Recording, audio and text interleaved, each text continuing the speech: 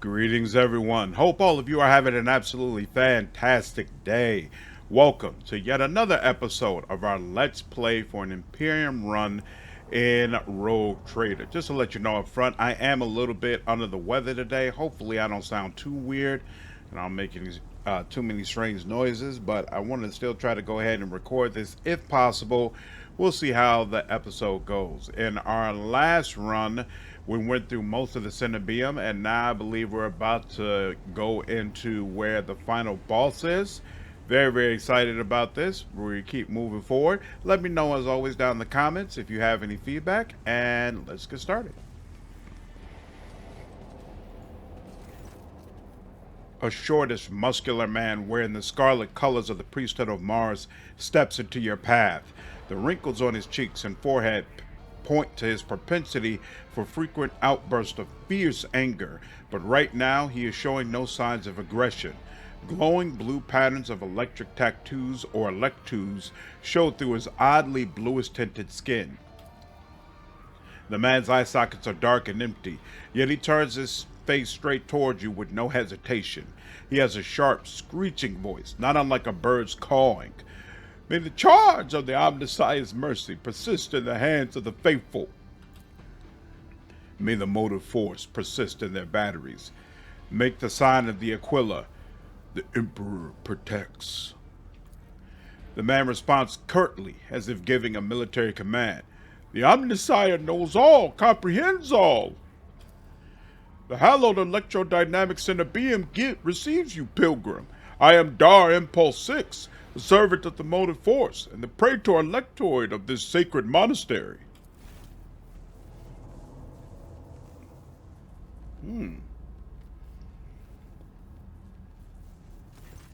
Pasqal bows down humbly before the man.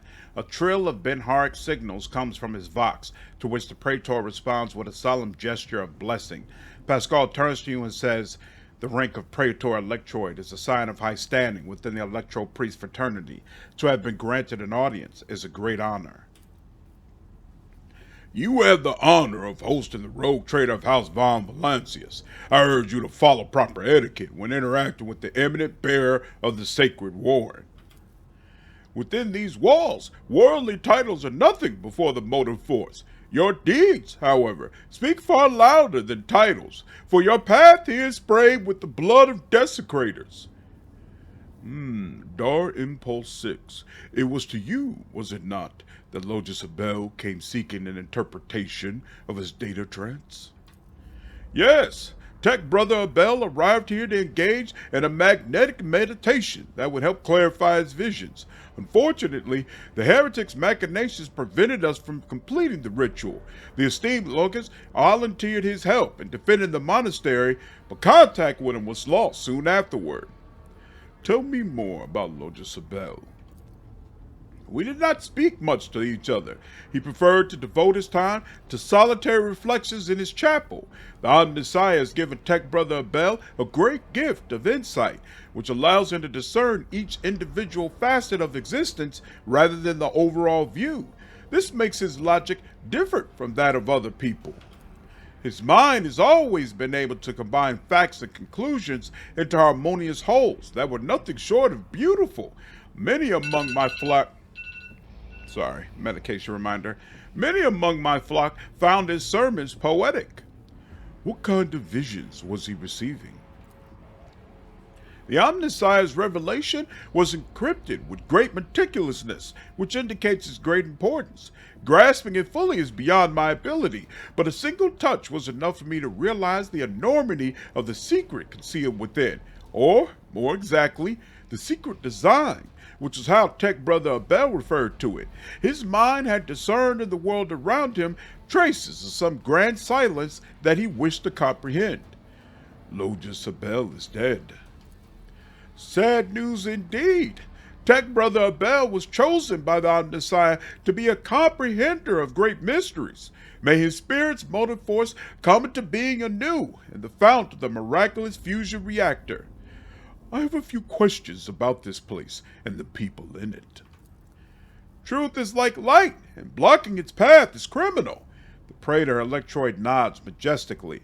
Who are you? The hard-working servants and the dwellers of this cenobium, Electro Priest and the Adeptus Mechanicus, the Corpuscari did us a great honor by entrusting into our care the sacred relic around which the hallowed electrodynamic cenobium was built. What precisely do you believe in? We have devoted ourselves to the worship of the aspect of the machine god which is known as the motive force. It is the blessed divine spark that creates impetus in the universe. The Omnissiah, in his mercy, gave the world the gift of the motive force, and we follow its impulses in order to increase it, bring it to lay people, and protect it from unholy hands. The relic that this monastery protects provides the entire planet of Raquel with the blessed motive force, and we, unworthy though we are glad to serve the ancient machine that dwells in this place. Tell me more about your relic. It would be pointless to describe the miraculous fusion reactor. Only through beholding its ferocious power can one comprehend its blessed essence and fear the might of the Omnissiah. Its core was found 4,000 years ago and delivered to Raquel by the holy warrior of faith Lock Impulse First during one of his campaigns. Its sacred spark has not gone out for an instant, and the walls and power units of the cenobium have been erected around the relic in order to protect it from ignorant lay people, as well as protect them from its formidable might. Pasqal keeps his solemn silence, but the quick clicking of his Macendendrite's claw betrays his excitement at being so close to the sacred archaeotech. You are not like other members of the Adeptus Mechanicus I have met. Our faith imposes a duty of obedience on us. Every electro priest is given numerous electus that combine in a blessed Voltaggeist circuit, allowing feeble flesh to withstand the might of the motive force. That is why our skin glows with its light, and our eyes boil and melt when we are ordained. The Omnissiah's tears is what we call this phenomena, this dying away of unworthy flesh. As we shun the layperson's primitive means of looking at the world, we gain the ability to sense the motive force around us with our entire bodies. I understand everything. I am pleased to be the conductor of truth. Why are you calling me a pilgrim? Only those laypeople who desire to experience the motive force are allowed to cross this monastery's threshold.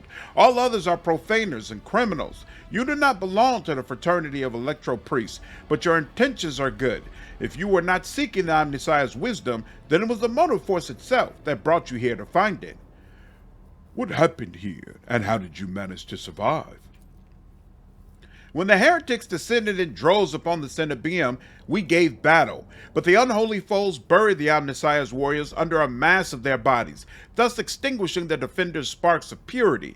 It was then that I ordered my few surviving brethren to retreat into the monastery's secret chambers. Upon taking refuge there, we began to destroy the blasphemous intruders in surreptitious ways. Alas, as fiery as my brother's anger was, I had no right to permit them to die in honest combat, for the task of taking back our abode still lay ahead for us.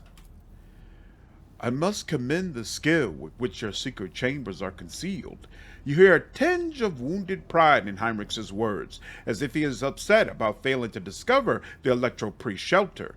Your choice of tactics was wise as well. There was no point in losing more lives in the massacre that the cultists wrought. The leader of the heretics fought her way into the Ark, wherein dwells the miraculous fusion reactor. She is trying to desecrate the rite of operation with her unholy litany, so that the relic may be corrupted, and the world of Raquel may perish at a font of fire. But my brethren, in their magnetic meditation, are hampering her efforts by chanting access request prayers in unison, thereby suppressing the commands that the blasphemers enter. Praetor Electroid nods towards his entranced comrades. This holy place will be protected against sacrilegious practices. I swear it. In the monastery, I was attacked by people who looked like electro priests. That is a lamentable mistake. We knew of no help that was on its way, and we're not expecting to encounter any allies in the monastery's chambers. But I see that you are alive, and I mourn the senseless deaths of my brethren. I wonder if you would have so touchingly mourned the Lord Captain's death, or such sentiments would have only been awoken by the sound of our void ship delivering a punitive strike from orbit. Let's see. Mayan forces and the governor's guards can help you reclaim the monastery. I cannot allow this. Lay people are forbidden from visiting the monastery, and only a select few are allowed to behold the Ark and the relic within. You and your retinue are pilgrims of a special status, bestowed by the Emperor. However, should any soldier, unblessed by the Omnissiah, cross this monastery's threshold, I will deem them a heretic and have them put to death. Well, that's uncomfortable. Confirmed. The presence of lay people on monastery grounds without the Praetor Electroid's blessing will be regarded as a sacrilegious violation of the holy rite of operation. Heinrix opens his mouth for a second to say something, but changes his mind and quietly clears his throat instead. Ha ha ha ha ha. Cassia nods thoughtfully. Yes, I see. House Orsilio follows the same rules when it comes to outsiders. You made the right decision when you chose to avoid combat and save yourselves. Thank you, Pilgrim. It's not easy watching unholy intruders stampede through the chambers of my temple. We all envied our brethren who had fallen before that sacrilege began.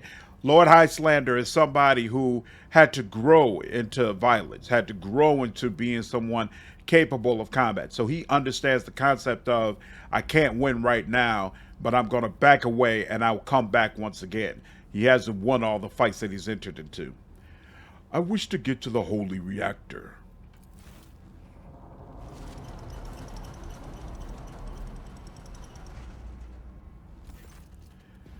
The Ark is hidden from pilgrims' eyes, but considering the extraordinary circumstances of your visit to this monastery, I grant you that right. The hall that leads you to the High Reliquary has been barred by the enemy, but I will open a secret path for you. Enter the Ark and experience the motive force, pilgrim. We will pray to the security systems that they may refrain from punishing you for your intrusion. Requires Dogmatic, follower. The time has come to prove your loyalty to the Omnissiah, Praetor. In the name of the God of humanity, strengthen my numbers with the faithful eager to fulfill their duty, so that they help me punish the blasphemers. The Praetor stays silent for a long time. Finally, he lets out a deep sigh. Thank you, Pilgrim, for reminding me of our duty to humanity. I will send the Cenobium's warriors to your aid if that is what his warriors want me to do. Awesome. All right. Let's go ahead and say this. Sometimes it's nice being loyal to the Emperor. Oh, we get a buff Praetor's aid. Grants 10 armor. Well, look at that. All right. Actually, let's label this properly in case I want to do some content on this. Whoops. And there we go. Into the bowels of the monastery. Whoops. Okay. How can one find the right way without his light?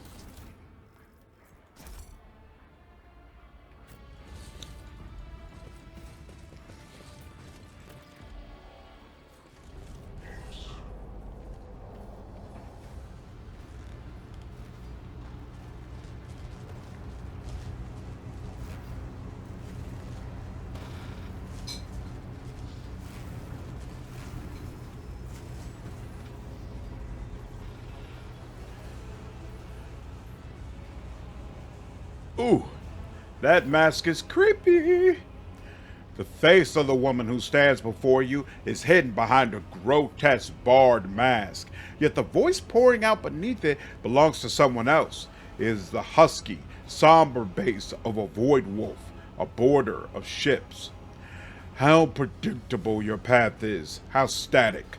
All the possible deaths you have skirted only perish here in the fiery tempest that will mark the final dawn. The woman turns her mask to Pasqal and gloats. You have arrived just in time, little cog. The schismaticals use your regalia like a mask to subdue the reactor. Pascal's vox rasps musingly. A cog. I cannot comprehend why apostates try to insult me by comparing me to the sacred symbol of our faith. It is irrational. His visor lights up like a crimson herald of bloodshed, and his drilling macandendrite whirs viciously as it readies to strike. The sacred call grinds all corruption to dust. From the dust I will build order.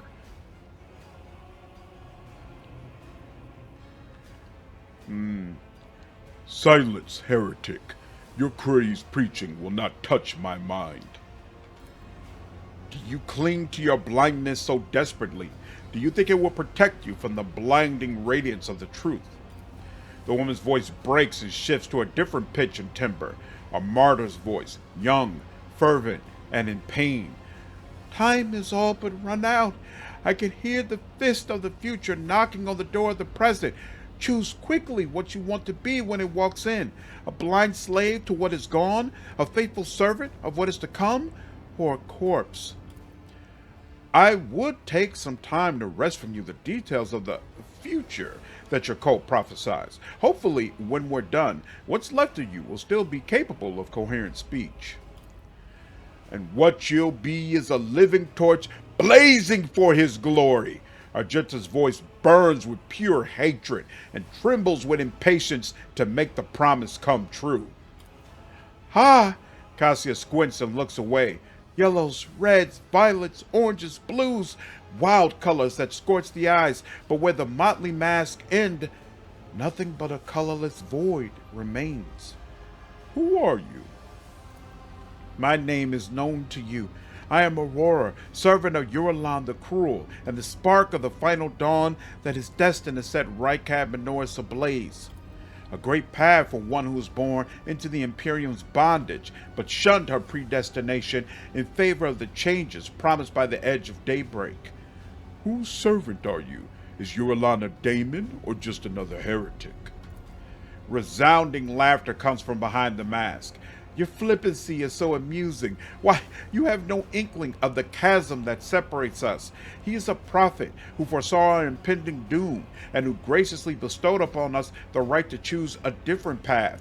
He is a shard of ancient wisdom from a time before we were slaves to our bitter predestination. Rogue traitor, I can't wait to close this creature's mouth with the seal of death. Or are you saving this glorious deed for yourself? The edge of daybreak? Is that your unholy patron? Our teacher, our savior, our merciful God, born of the immaterium, out of the woes of those laboring under a legacy of ignorance and servitude. The woman's face is hidden behind the mask, but there's a sharpness to her voice that convinces you that her face is contorted in a grimace.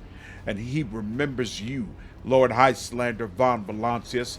Your little purge by fire will not make you invisible to the weaver of destinies. So what is this final dawn? Is it all your followers ever talk about? Salvation from a death whose name is yet unknown, but whose approach is sensed by many. Soon it will claim every inhabitant of the Coronis Expanse. Do you think anyone will come to our aid when cataclysms shake our homes and planet-wide genocides are unleashed? Will the Emperor help?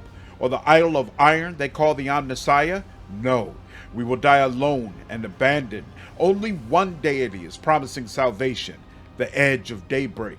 Mercy and salvation will come to all who believe in him and purify their souls in the light of the final dawn. What servitude are you talking about? What predestination? Everyone born in the Imperium has a predestination. The soldier, the commoner, the administrative official, the technomat, the void rat, all are consigned to serving the Golden Throne and then dying a grim death for its glory. The Imperium never thinks twice about treating people as exploitable and expendable. After all, they are the most easily replenished of all resources. Even your path is predestined, rogue traitor. You will inevitably perish on your quest to expand humanity's domain, and your end will be particularly grim and ghastly. The fruits of your efforts will be enjoyed by others, the eternal aristocrats who dwell on Mars, Terra, and other safe worlds. They insist that it is the natural order of things, but that is a lie. It is an order that benefits them. Why are you blinding people? Do you think they are blind? They see far more than you do.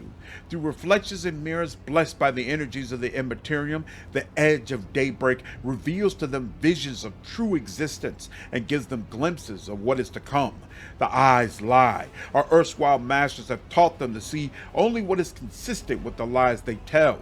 The gift we give is that of true sight. The woman takes a glass prism out of the folds of her clothes and looks at you through it with a mocking chuckle. The prism's bluish pink sheen imprints itself on your retinas as though it has been burned into them. Guess what I see when I look at you? I think that is enough heretical talk. Conversations about truth always frighten ignorant minds. Your people wanted my head. Why?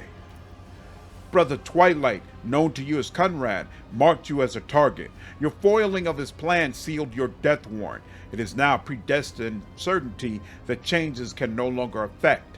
Are you trying to blow up the reactor? I am lighting the spark of the final dawn. Sometimes the future revealed in the edge of daybreak's vision is fragmented between the facets of possibility and the view is unclear. I have glimpsed the importance of this place for what is to come, and I have solved the puzzle. The flash of purity will transform this world and bring it closer to the Immaterium, in which it will be reborn. False believers will perish in the fire, whilst the faithful will find their salvation and their new form in it. You will never tame the spirit of this ancient and noble machine, ignorant layperson. It does have a vile temper, but I have assistants who can help tame it. The woman nods casually toward the maimed electro priest, whose hands are affixed to the control panels with steel spikes. One of the servants of the Omnissiah casts a tortured glance at you, his voice trembling with horror. Blasphemous spirits have crawled under our skin and into our sacred iron. Take the motive force of our bodies, I implore you. We do not wish to offend the Omnissiah with the sacrileges our hands are committing. They resisted for a long time, but now their bodies and souls belong to the schismaticals. Line after line, the scrap code they produce will awaken the reactor's unyielding spirit as well, and it too will yearn for change and freedom. Dogmatic attack. In the name of the God Emperor, die, foul creature. The woman's voice becomes thin and brittle, like that of an innocent child. Execute them in the name of the edge of daybreak! The electro priests rip their hands off the command panels, rendering their flesh on the stakes that pierce them. As the schismatical controlled bodies are imbued with the motive force's radiance, all the unfortunates can do is scream in horror and plead for swift death. Aurora begins muttering an unholy litany in broken Gothic. Willpower succeeded. You cannot make out her blasphemous words, but the name the heretic keeps repeating, the edge of daybreak, digs into your hearing like a blade into defenseless flesh. Its sound is almost physically painful. It spawns strange and impossible phantoms in your mind. However, you manage to muster your strength and banish it from your mind. Very, very nice. Suffer not the heretic to live. Oh, look at that. Splits us up very nicely. Here, hold on. Who's over here? Abelard and Cassia, okay. Well, Abelard should be the one who's closest. And then Cassia. Cassia actually could be further back. Pasqal needs to be a little bit closer. And then on the other side, Lord Heislander could be all the way in the back.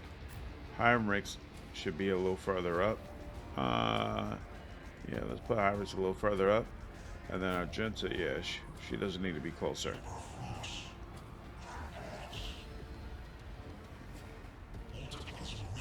Actually, who is this cultist gunner? You're all the way over here, and you're all the way over here? Wait, no. I want the one where are you? You're here? Then yeah, I don't want Argenta out in the open, so that I have to do. And yeah, right. Oh, actually, he starts with a turn. All right, we'll see how this goes.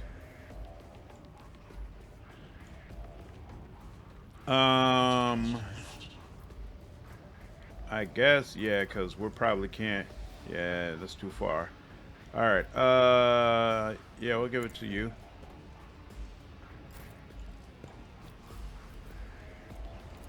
No, no, no, no, no, no, no, no, no, no, no, no. And yep, this uses all of them. Sure, why not? Excellent. That's one of them. All right. And yep, I'm good with that. Ooh. Well, Highlander took a nice little hit there. That was unfortunate. I'll do it. All right. This. And then this. 58, 19, 19. Sure, why not? Doubt is for the weak. None can escape the Empire. Excellent. Do this. And yep. Let's see if we can take out you two. Excellent. That'll work. And let's get some momentum for all that. Oh yeah. Oh yeah. Oh yeah. Oh yeah. We're in business. All right. Now Heinrix. He's gonna do this to himself. And he's gonna give everybody some of that good extra momentum. And then he will walk over. Actually, yeah. Doesn't make sense to charge. I don't have enough extra XP to make use of that. There we go. And then endure what I want. There we go. Give him some extra protection. And let that be that. Next is Pasqal. The guy we want is you. So we'll do that. Oh, you know what? Might as well give us all some, wait a minute, no, is this the one? This is gonna give us extra dies. That is right. That's for recoil. Here we go. It's gonna help ensure we stay on our feet. And then, that's only 23%, so let's go for him instead. And even that didn't work, but it is what it is. That's, Heinrix is cool with that, it's all good. Ooh, oh, the Electro Priests do more than just stand around. Excellent. All right. You know what? I have read tomes of military tactics. There you go. Let's get all y'all moving around. There we go. There we go. Got that, huh? Let's give this to Abelard. I'll paint your death in colors. He'll come over here. And yep. I will do my duty. Gray hair, sure hair. Excellent. Excellent. It will be done. Excellent. Give us another round. There we go. Now we got 3 rounds until the reactor explodes. A tactically sound approach.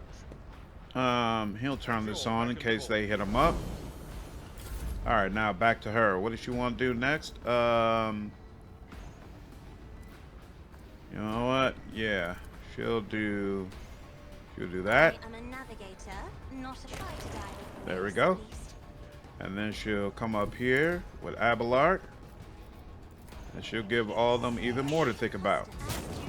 And that was a fantastic turn, Cassia. Very nice. Very, very nice.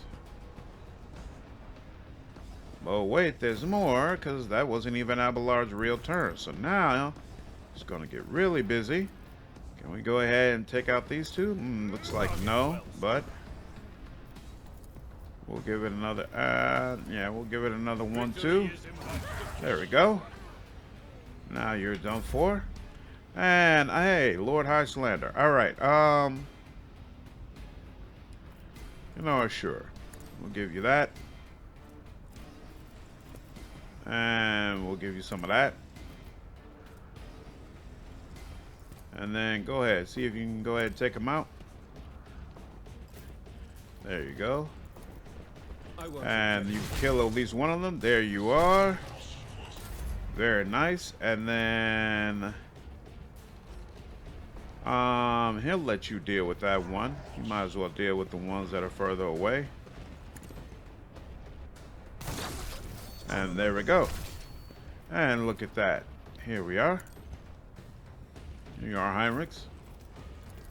But of course, Lord. And but of course. And we'll go ahead and get up to you. Excellent. And cannot move, but that, you know what? Does he have? He doesn't have a line of sight for anybody. Oh well. I can go ahead. Can I enfeeble you? Doesn't look like it. And he's already got endurance. There we go. He goes Cassia, or Argenta rather. All right. Very good turn. Very effective. They're gonna do what they'll do. They are. Ooh. Come on now. You can chill out on that. They're gonna chill back there. Yeah, that's one annoying thing about this fight. The enemy does a great job of staying back in an area to kind of force you to come to them. They're not gonna move out of position and come towards you. Only 36%. There's nothing I can really do about that. So, all right. Yeah, actually here, because I don't have to be as worried about cover right now. None of those guys are really within shooting distance. So let's see if we can improve that. There we go, 75%. Even though the damage she's doing isn't all that considerable, we'll still take it. Ooh, I forgot he's got that ranged attack. He can't get to her. Oh well, here's what it is. Get me a target. Don't worry, I got you one. Oh, hold on. Let's see To that. And now you. Excellent. And look at that. Oh yeah. Oh yeah. Oh yeah. Oh yeah. Oh, and that's all the AP I have. No problem. This is as far as he can get. We'll give you some of this. Give you some of this. And as always, give y'all some of this. And then, is this enough? Should be. There we go. He's out of there. Electro Priest is going to do a whole lot of nothing. And then Cassia. Let's see. Battlefields are always drowned in scarlet. Can this reach them? Sure, it sure can. Grace, Excellent. at least. If I may, That did nothing. But oh well. Come on now. Here we are. I am a navigator. And that did nothing. Didn't stun him at all, huh? Oh well. I gave it the old 1-2. Oh, I can't reach Pasqal with it, huh? Oh well. Could have been better, could have been worse. Alright. Ooh, he can't reach. Tried and tested tactics. You can't are the reach best him? ones. Oh, he can. Okay, cool. Here we are. Parry. That's unfortunate, but we'll take it. Boom. Boom. Boom. Oh, that's all the AP he has, right. Okay. And let's go ahead and get you a little bit closer. Wait, can you not shoot anybody from here? You can't shoot anybody from here. Can't shoot anybody from there either. Interesting. Can you can get to her though. That's good. Let's get you into some cover so they can stop taking pot shots at you. Rejoice in battle. Actually, you. Ooh. I hope I can give you an extra turn from here, but we'll see. Yeah, go ahead and reload. Can I give you an extra turn from here? Yes, I can. There we go. All right. You got an extra turn. Ooh. I didn't realize they were that far away. 46%, 70%. Let's see. Is worthless. There we go. Excellent. And a turn well used. And you know what? She'll go ahead and use AP to set that up for the next one. And you're good. You've done all you can. Let's go. Let's go. Let's go. All right. Now, Argenta. She'll come all the way up here.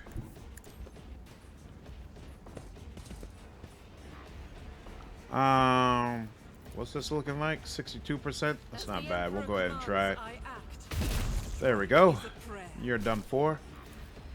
She'll come out here because Heinrix is going to be out there soon anyway. There we go. The Emperor is on our She'll side. come out there. So always keep that momentum high. For the That. glory. I won't object. Take a little pot shot, and then hope you didn't think that was the end of what you were going to have to experience this turn, sir. Oh!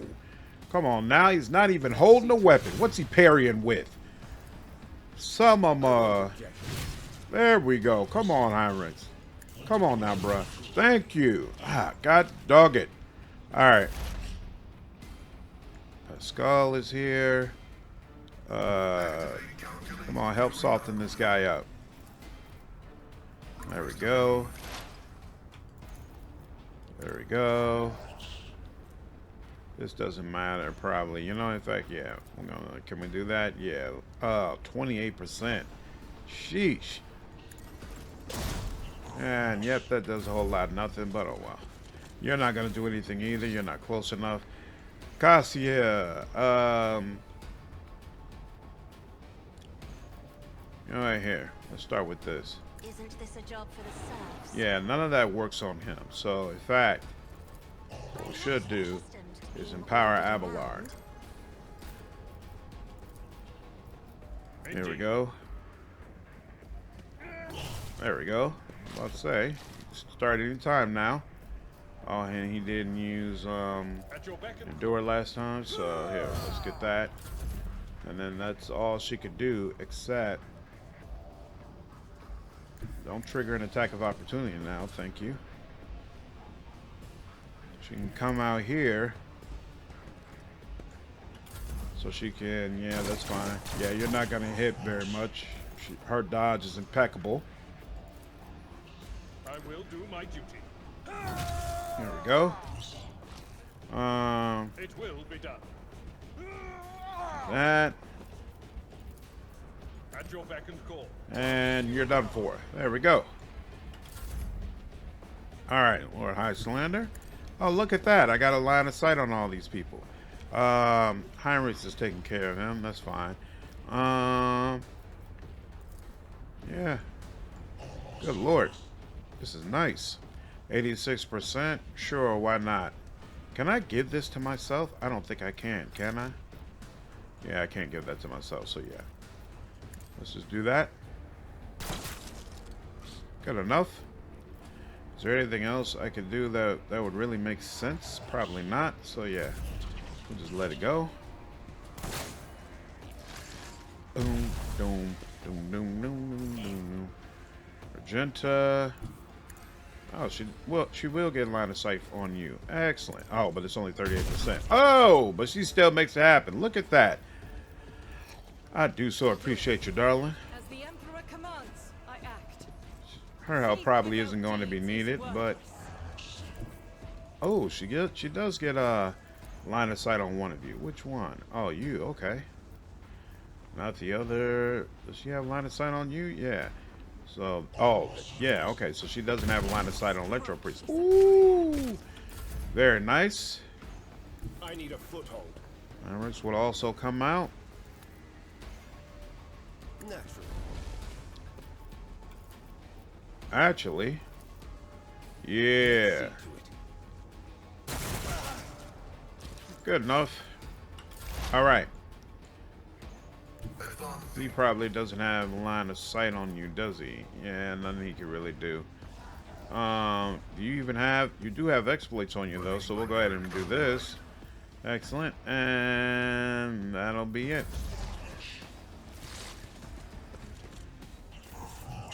All right.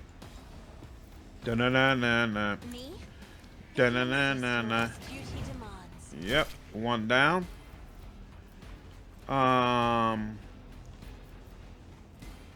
She can't. Oh, you know what? Here. Emperor, give me Even though I know point of curiosity doesn't work. How does this one work this time? Yeah, there we go. And is he stunned? He's not stunned, but he took a nice bit of damage, so I'll take it. I guess you might as well give him another crack at it. Oh, no, he's not even properly prepared. Come on, man. Keep your gun reloaded. Let's see to it. There we go. There we go. Oh, he's nowhere near. Follow my lead. Indeed. There we go. That's about as good as it's gonna get. And is there any angle you could... Ooh, look at that. I have an angle. And, ooh, he can flat out take him out. And that's all she wrote. Nice. Enough. Now an aged, rattling voice speaks to you from behind the bloodstained mask. You are powerless to halt the approach of what is to come. I see a crimson trail leading humanity to its doom. I see the glow of the final dawn, and that means existence has made its choice. Cicatrix Maledictum, a huge warp storm stretching across the galaxy, the result of a catastrophic rift in real space. A dagger flashes in Aurora's hand. She drives it into the control panel with all her strength. Now you will see it too.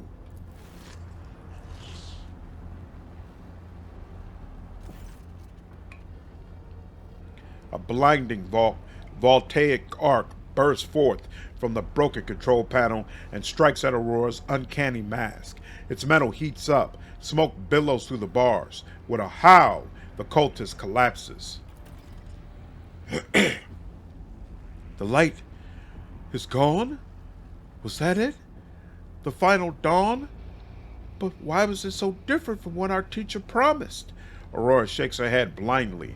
Her voice is now the voice of an ordinary middle-aged woman, frightened and in pain. You will pay for this. You will. You. The woman's body goes limp and collapses to the floor. Her iron mask hits the ground with a dull thud. Pasqal examines the corpse with contempt, then concludes dryly, confirming purgation and termination. Heinrix grimaces in disgust. The heretic took her secrets with her. Pity. The motley hues have rejected her, leaving only a grayish-green thread, the noose that the heretic put around her own neck. I have seen this many times before. No one can escape fear itself.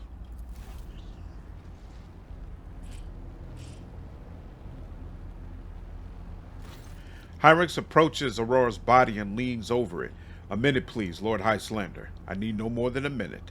Lord Xenos, inspect the control panel damaged by Aurora. Succeeded. The cogitator is probably well beyond repair, but your attention is drawn away from the sacred machine and toward the dagger sticking out of the control panel. On closer inspection, it turns out to be the lavishly decorated handguard of a sword whose blade has been pried out. Its pommel is decorated with a strange adornment resembling an eye covered by a scaled lid. Where remains of the blade has a blue sheen to it, the same tint as Conrad's weapon during the mutiny on your void ship. This is no human-made object. It was grown from wraithbone, a material favored by the Aldari, an Aldari material composed of crystallized psychic energy used in the creation of everything from art pieces to craft worlds. Aldari are an ancient and highly advanced alien race that once dominated the galaxy. As you lean over the shard, you suddenly hear a multitude of voices. They blend together and individual words are distorted, as though they are mocking your attempts to grasp their meaning. The nagging whisper is like the burning red scratch of an unholy claw upon your mind. Dogmatic. Heinrix, take a look over here. Is this by any chance what you are looking for?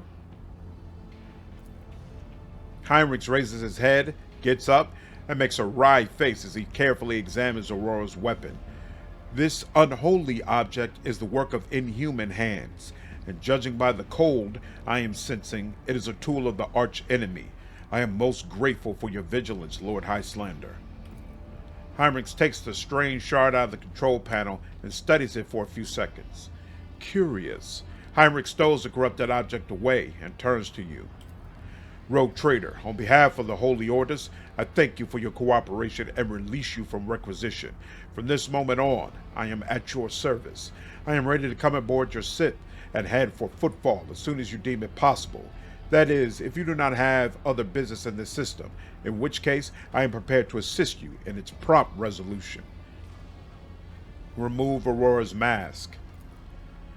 The iron helm is firmly attached to the heretic's flesh. Her face is impossible to make out in the darkness behind the bars of her mask, but after peering at it for a little longer than necessary, you wonder if, for a moment, you saw something move. Let us finish cleansing the monastery, Pasqal.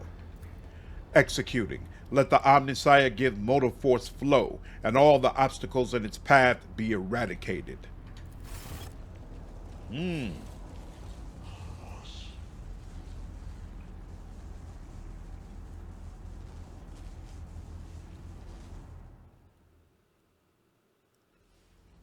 All right. Did she give us anything? Let's see. I'll guide your vessel. Here we go. Lead you on your way. Blasphemous Prison. A glass prison crafted by the cultists of the Final Dawn and belonged to their leader, Aurora. If you look through it long enough, your vision begins to deceive your mind, showing what could be instead of what is. Interesting. Gem of Dark Vitality, +4 maximum wounds, and +10 toughness when Veil Degradation is above 15. Each round, the wearer regenerates wounds equal to the wearer's heretical rank. Interesting. And all attacks of opportunity deal additional agility bonus damage.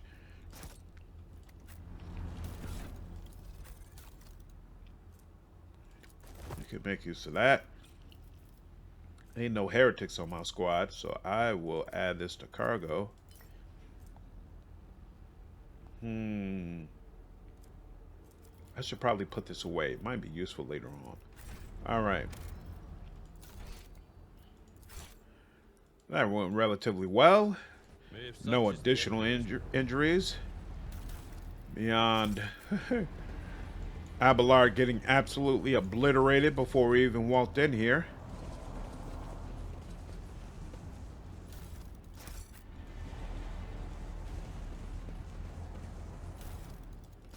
Now I think about it, I probably could have just gotten back onto the ship and then came back out to clear those injuries, but why do all that?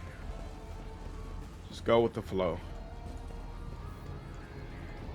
My mind is focused. Excellent. Lots and lots of cargo. Persist in the banners of the righteous. All right. Go up.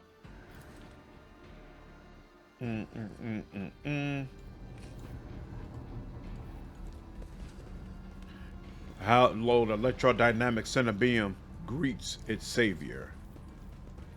And I guess that all. Ooh, did I forget to loot that? I sure did. All right. Looks like we are all good here. Do I detect doubt in your voice? No, sir. We're killed. The cultists were killed with a hit to the back from some kind of electric weapon. Yeesh. Did we go in this door? I don't remember coming in here at all. Stop. There. Whoa. Stop there. The mummified tech priest rests on the table, enveloped in wires. On the maladies of machine spirits and the ways of diagnostic divination. This ocular implant was a worthwhile investment. Whatever you This is true.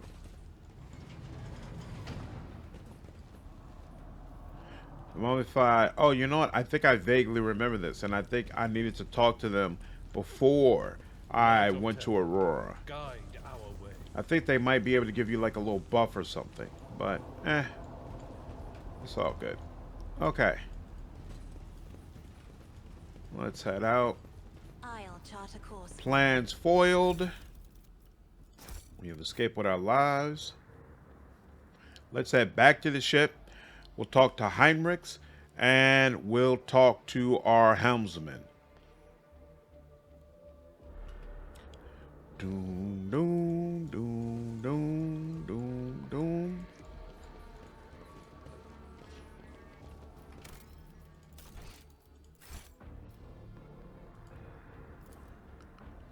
Go back upstairs.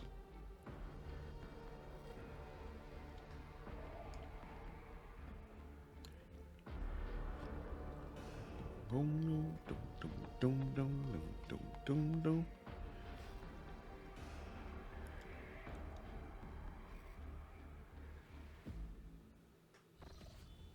Oh.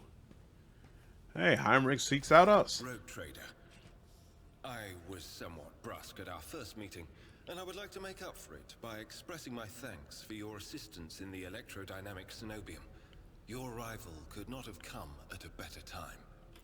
Thanks to you, I have succeeded in finding the object that brought me to this system in the first place. Now that the weapon of corruption has been seized from the cult, I can satisfy the Lord Inquisitor's wish and travel with you to Footfall, once you have finished your business on Rycat. There is one more thing.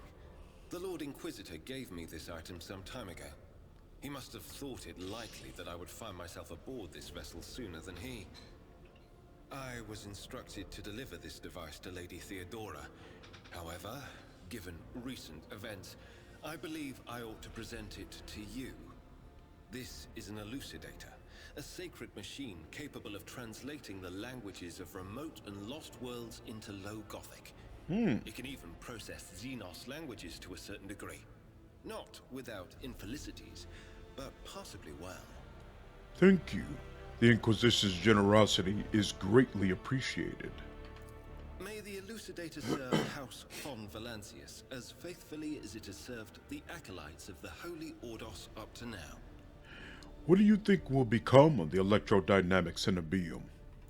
It all depends on the electro priests who survived the attack. Fortunately for them, the cultists did not manage to seriously corrupt the holy site, partly thanks to the priesthood's efforts. Nevertheless, I would not be surprised if the local explorator fleet decides to audit and purge the damaged units once it hears about what has happened. What do you plan to do now? I would like to offer my assistance in resolving your immediate problems. I am aware that the ship suffered considerable losses during the recent mutiny and was damaged by the cultists' actions, and you have lost many valuable officers as well. You are in a difficult situation. I am at your disposal. I must return to my duties. Heinrix is about to say something else when he is interrupted by the sound of a Vox signal. Someone is trying to contact you. Thank you for your time. Please consider me at your complete disposal while I am aboard your vessel. Congratulations on the victory, your lordship. The entire vessel was impatiently awaiting the news of your expedition's success. The rumors about you not simply saving the Tech Priest Monastery, but actually eliminating the source of immunity are spreading like wildfire. The Vox transmissions from across the world speak of nothing else.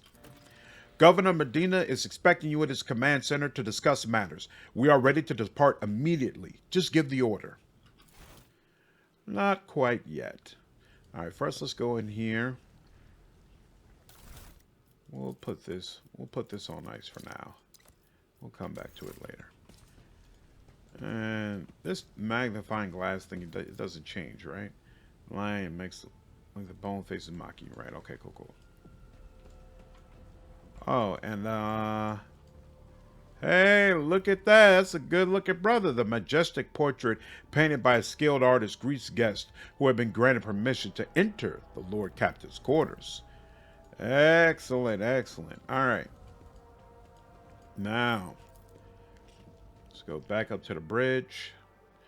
Boom, doom, doom. It's Abelard. And, whoops, I walked right past him.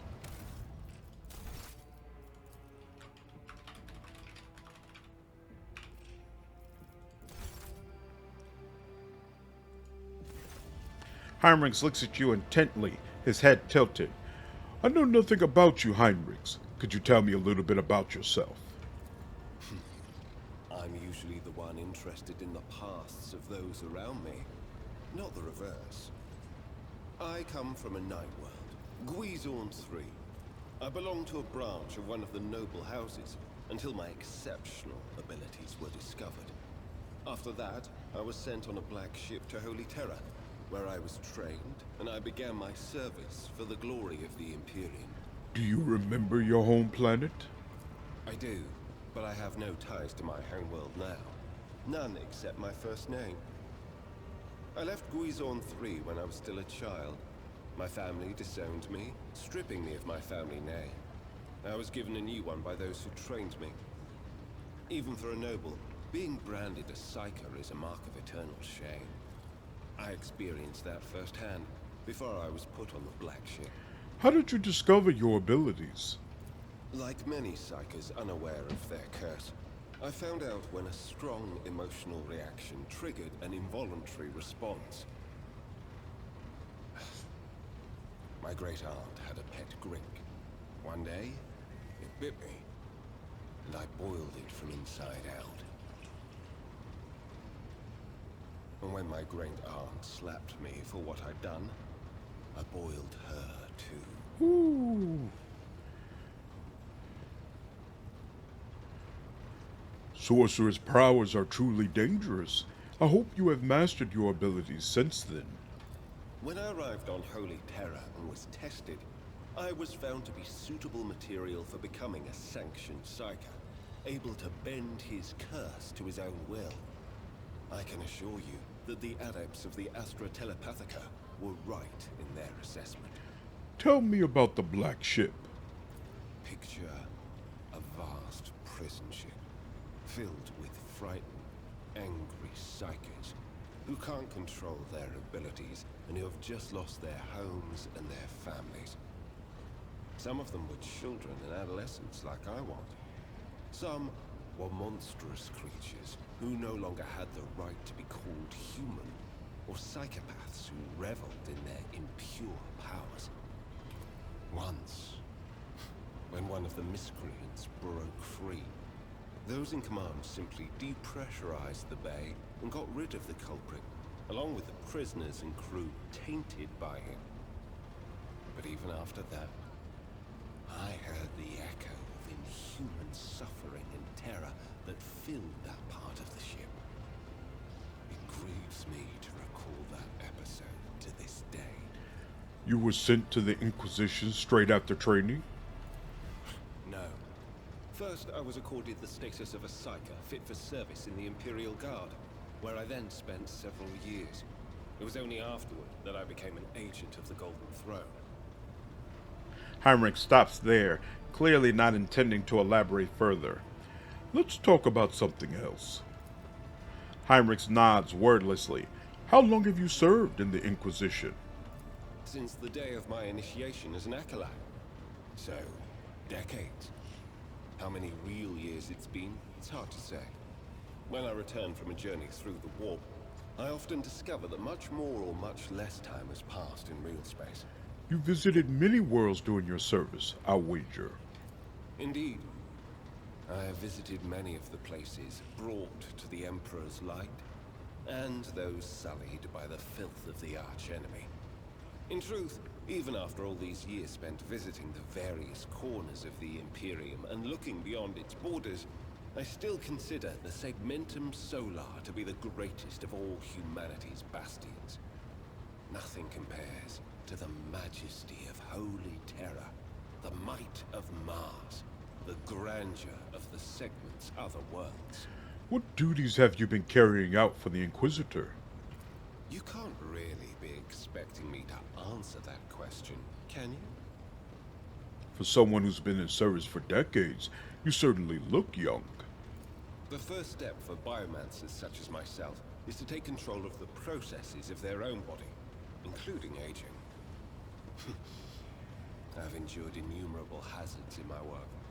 If I allowed every trace of them to remain, I would look completely different today. Let's change the subject. Gladly. You're not the Inquisitor's only acolyte, correct? Of course not. The Lord Inquisitor's entourage comprises dozens of people. The best of the best. Experts in various fields and disciplines. Some of them I know personally. Others I have never met. To be honest, I'm not even certain that the people I know are still alive. I used to work with other acolytes of the Lord Inquisitor, but in the Coronis Expanse, I have been working alone. He doesn't care if Heinrix gets lonely, so we'll skip the first one. If you're an interrogator, does that mean you hold a special position in the retinue? We are not a retinue. We are acolytes.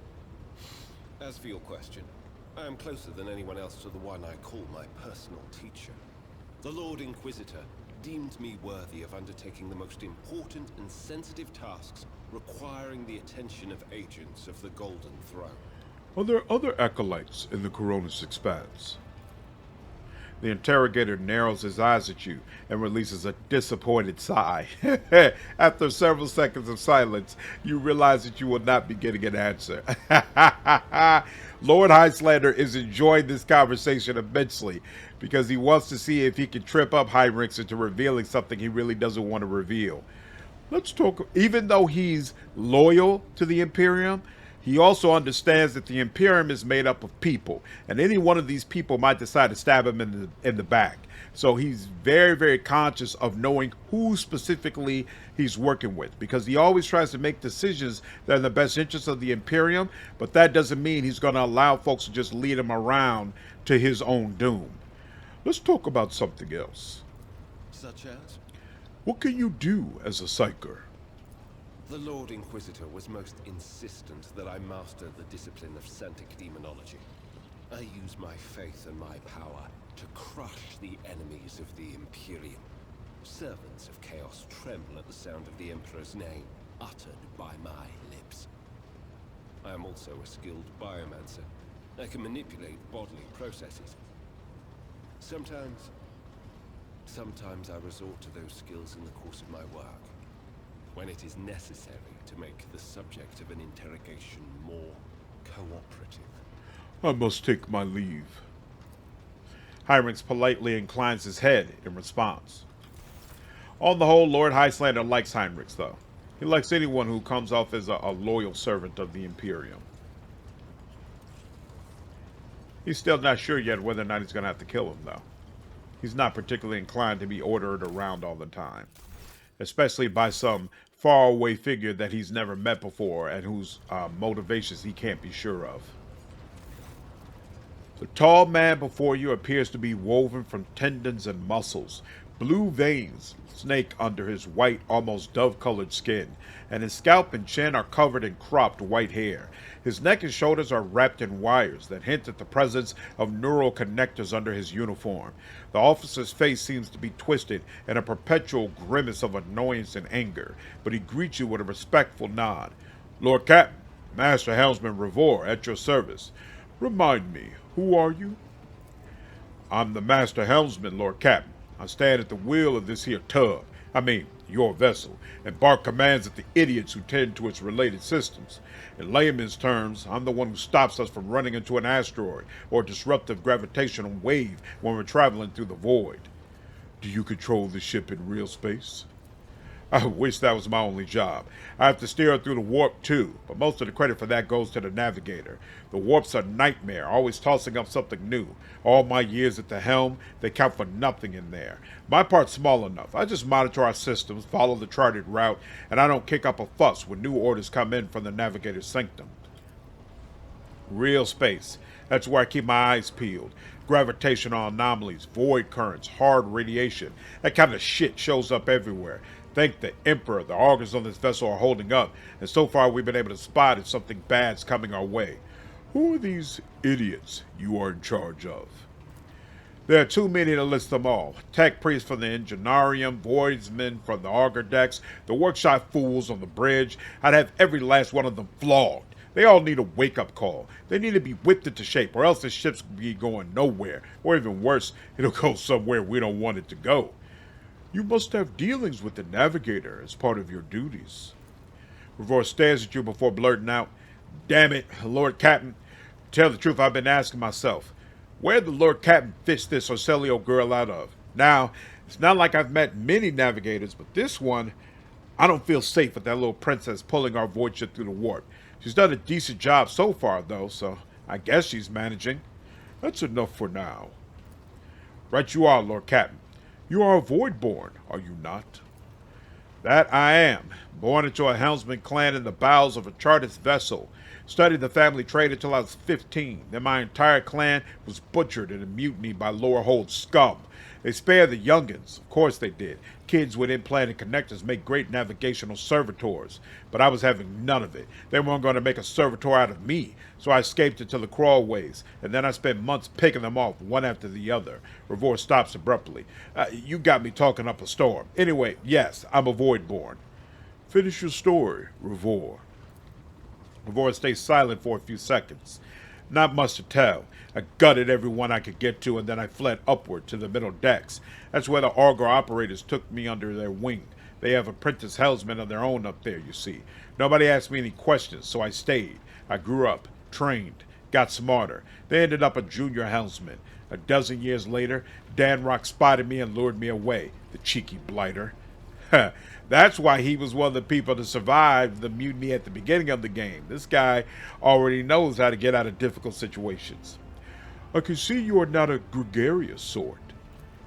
Ravor's eye twitches, which makes the grimace on his face even uglier. I've done something to displease the Lord Captain?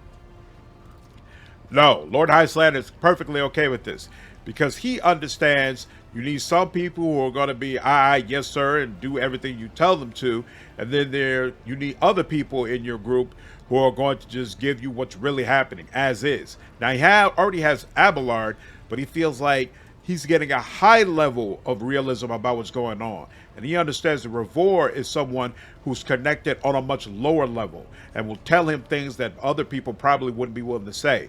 So he's not going to admonish him for his candor, because he understands that his candor is going to help his leadership on the ship.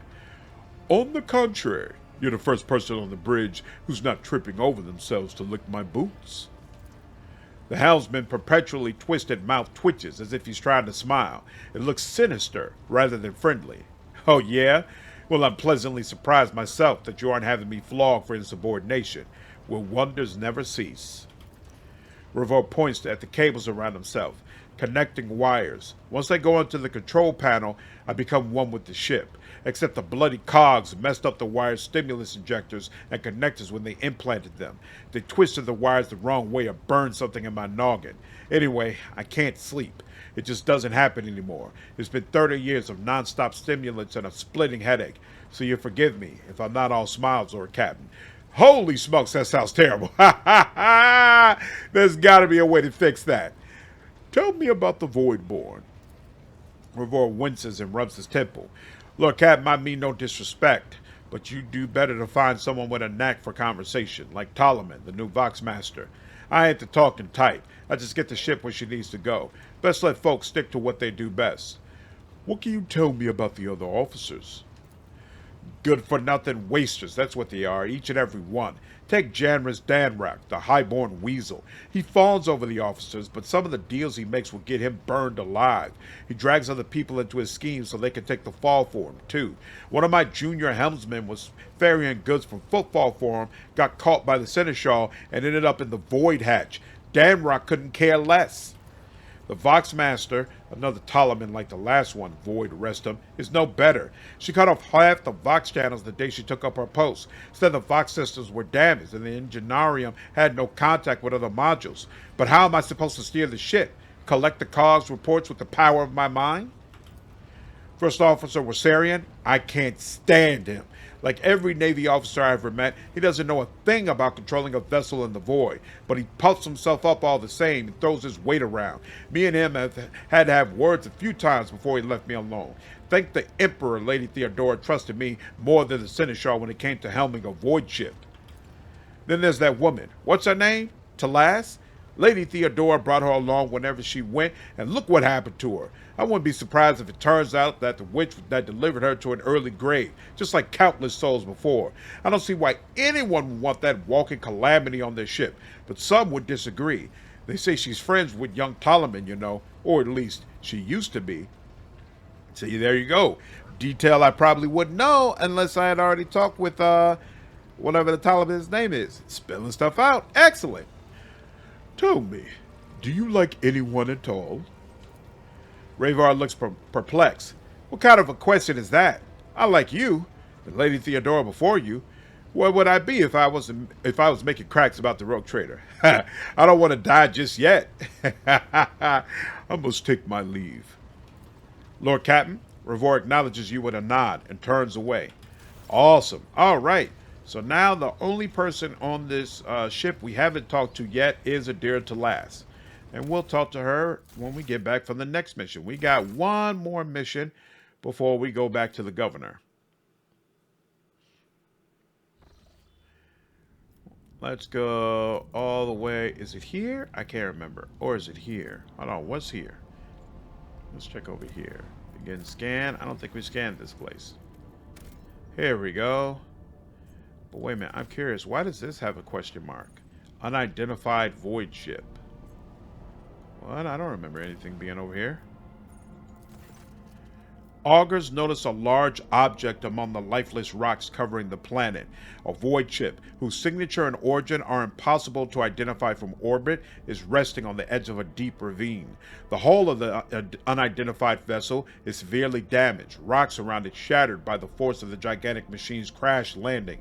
The Augurs haven't detected any vital signs aboard or near the vessel. Lord Xenos, send a squad to the planet to explore the void ship.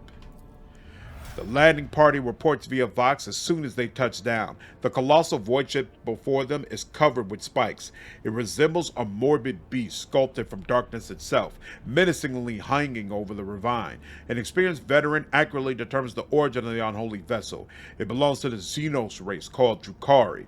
Ready to collapse at any moment, the void ship emits a long, woeful creak, as if promising to drag along into the abyss below anyone who drag along into the abyss below anyone who dares to disturb its slumber.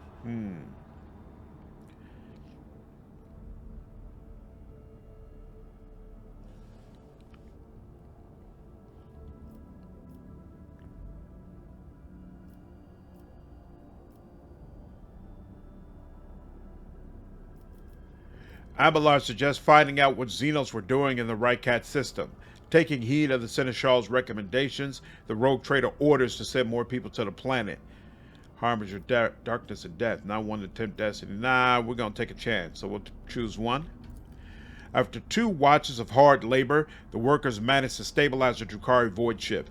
The soldiers who entered the vessel were met with lifeless bodies of Xenos who had died when the void ship crashed. The void ship itself, following its abominable nature, came to life, immediately craving to sate its wicked appetite for human death. The vessel systems have reacted to the intruders, and senselessly cruel, deadly traps have been activated on all decks. Agility tests succeeded. Monstrous contraptions designed to mince, rip apart, and incinerate their victims took the soldiers by surprise, but were neutralized before the squad suffered significant losses. The soldiers found several curious pieces of xenotech on the sinister void ship, but no data that could shed some light on why it came to the Rycat system. Awesome. All right. That's all for that. Cool. I was like, I know that question mark is there for some reason. All right, and now let's rescue the Winterscale.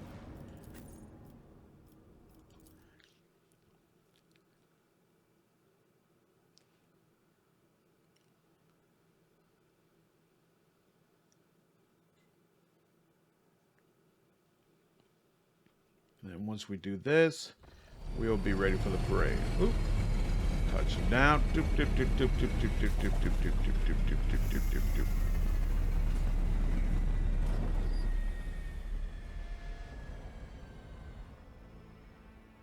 Excellent. Oh, look at that. Greeted immediately by goods. I appreciate it. Save here first in case there's a problem. And what's the deal? Why is it not doing that properly? Give me that. So let's see. I just did take aim. What's next on the list? No respite.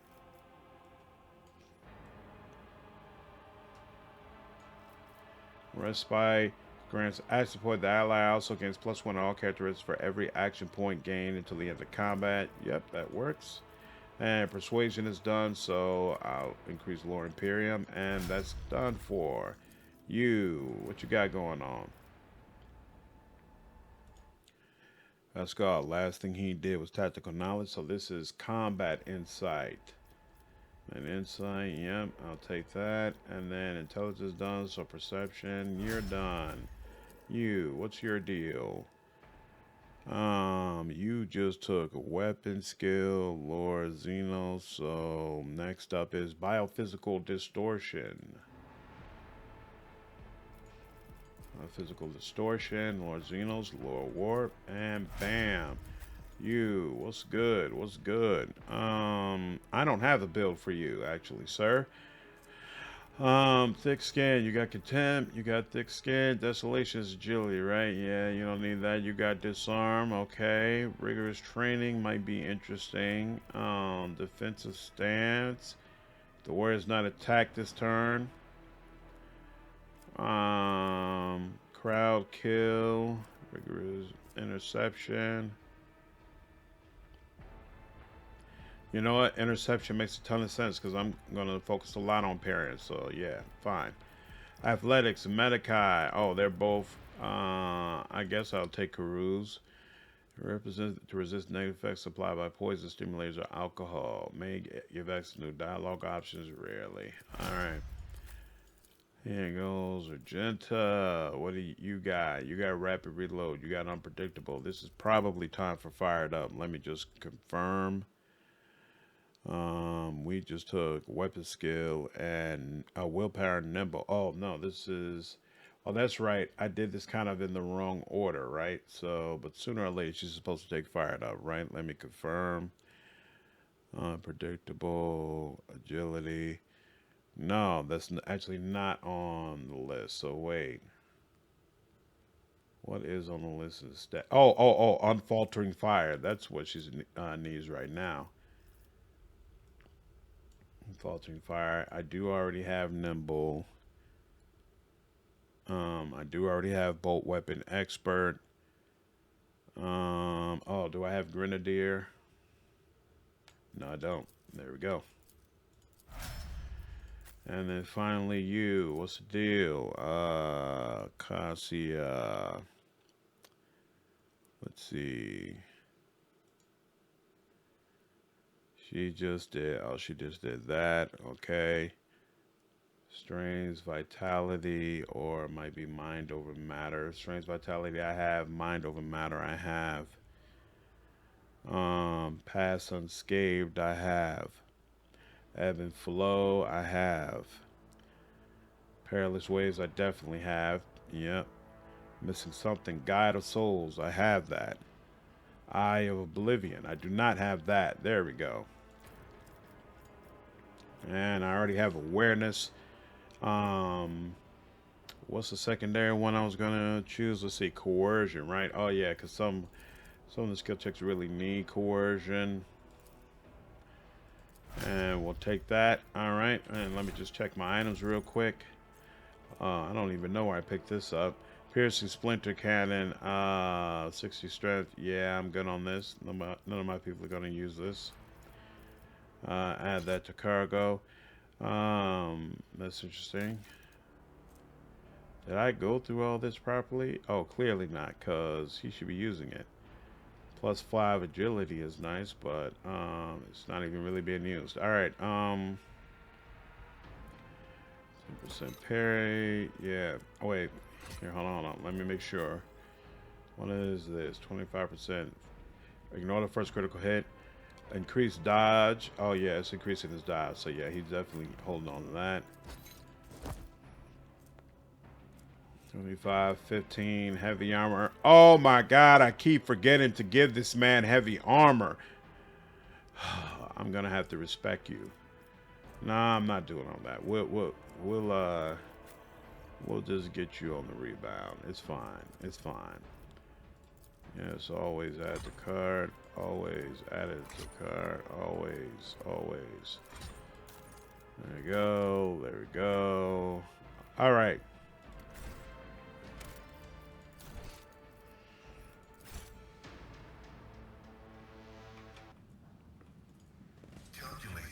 Attention to detail is the key to success. Come in. Come in, escort. This is Captain Vakari. Escort, please, come in. The pale young woman looks at you with a mixture of hope and disbelief swirling in her eyes. You notice her hands trembling as she clutches a weapon. Who are you? Did you come from the planet? Are you reinforcements? Saint's teeth, I thought you'd never come. Abelard, teach this riffraff the proper way of addressing her sovereign. Abelard glares at the woman, his brow furrowing. Officer, the person before you is Lord Highlander von Valancius, a rogue traitor. Although you are, from what I gather, a subject of another dynasty, you would do well to introduce yourself with the proper decorum. At once, sir. The woman stands at attention. Captain Raquel Vakari, servant of House Winterscale and the pilot of the shuttle. It is an honor to be greeting his lordship von Valancius. Tell me about this planetoid. The only settlement in Riccardi-Filia is a penal colony. The prisoners work in the mines and the dome quarries. They mine sulfur, serum dust, and sand, which is then melted down. A rather nondescript place, or so it was, prior to current events. What happened here? There's been a prison riot on the planetoid. Sadly, it is being led by the prison warden himself, the Honorable Anathagan Castigilia. He has allied himself with the rabble that he himself was supposed to watch, and declared Riccardi-Filia to be an independent of the authority of the sister's lawful governor. I came here as a shuttle pilot, along with the Honorable Yvain Winterscale, son of Caligos Winterscale, rogue traitor, vanquisher of Xenos, forever triumph over the enemies of humanity, she details, enunciating every word of her overlord's title. Young Lord Winterscale wished to speak to the warden personally so he could put an end to his lawless treason. He and his escort went ahead and, she grows paler, I haven't been able to contact them over Vox for a very long time now. The warden himself is spearheading the riot? Yes, she bites her lip. No one expected this. Master Castigilia is a nobleman from a respected governor house and a vassal to House Winterscale. All of a sudden, he proclaimed that Riccardi-Filia was now his personal domain, that the prisoners were his subjects, and that he would never bow to anyone again. It's pure heresy. Why would young Winterscale have felt the need to parley with the dissidents? She sighs quietly. It's a personal matter. Master Castigilia, the seditious warden, is Lord Yvain's childhood friend. When my lord heard of the riot, the news saddened him greatly, and so he rushed here without delay, in hopes of bringing his old friend to his senses, no doubt. The first Winterscale in my memory who prefers to talk first rather than shoot and slash. She smiles faintly. Young Lord Winterscale is not his father's shadow. If he is determined to save his friend, he won't back down. I pray to the throne that he is alive and well. He's been gone for such a long time, and I really don't like this place. Cassia frowns in confusion. Theobald executed his wife and only son on the mere suspicion of treason against House Orsilio. So why did the noble Yvain rush to save someone who had betrayed his house? Do bonds of friendship give one the right to make inexcusable mistakes? He executed his wife and only son on mere suspicion? Good Lord. That's wild. That's wild.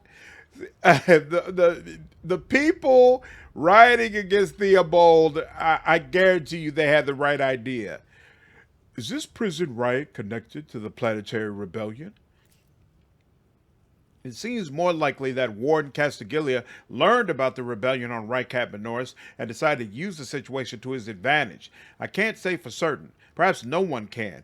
Governor Medina has always preferred to shoot rebels rather than inquire about their motives and connections.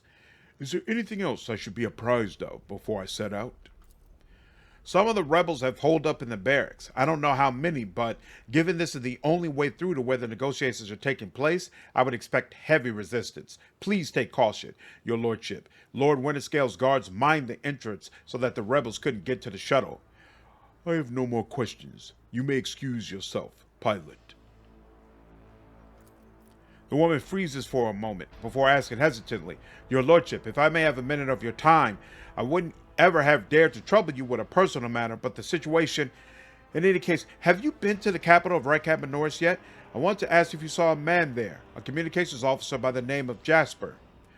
I'd met Jasper at the starport and saved his life. I expect some show of gratitude. You may name your firstborn after me, or whatever it is that commoners do to thank their heroes. Yes, of course, your lordship, we will. It is a great honor. She forces a smile. Then, with far greater sincerity, she adds, and thank you, both for saving Jasper and for letting me know he's all right. She bows. You could tell by the desperation in her eyes that she is exhausted, frightened, and wishes to be off this planetoid as soon as possible. Carry the Emperor's All will as right. your torch. I better myself through It's my weird to me service. you don't get any sort of quest for that or XP or anything like that. Seems like you would. For this guard post has been vacant for a long time. There's a layer of dust on every surface. Activating motive force reserve. Doo-doo. Barracks.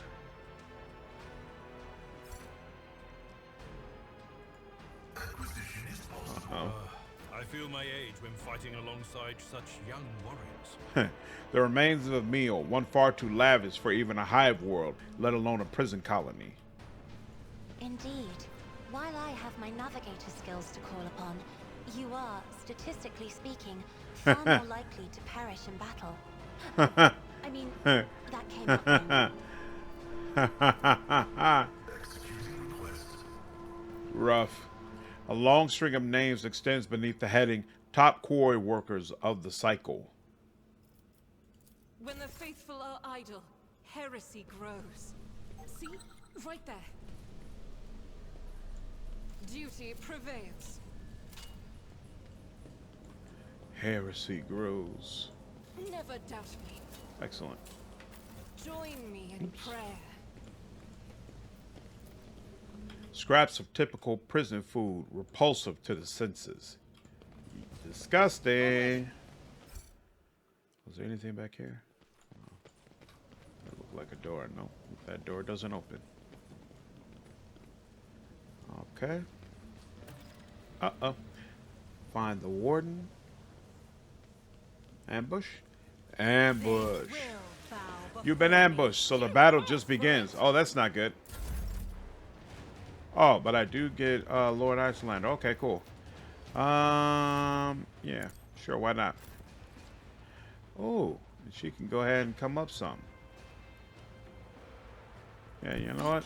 I will. Cross my gaze. Be careful not to cross my gaze. Isn't this a job for the face? Oh yeah. Oh yeah. Oh yeah. Oh yeah.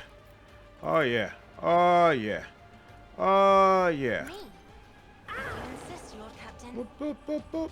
All right, and she'll go right back over here. I have read tomes of military tactics. Good turn all the way around. Good turn. Good turn. Good turn. Good turn. Ooh, we're a little too clumped together. Not a good look. He tried to come up and got obliterated. Here. Let's make sure. Get some more of that. And Heinrix will get some of that. Lord Captain. Oh, crap. Did I accidentally give it to Argenta? I sure did. Can this help if you...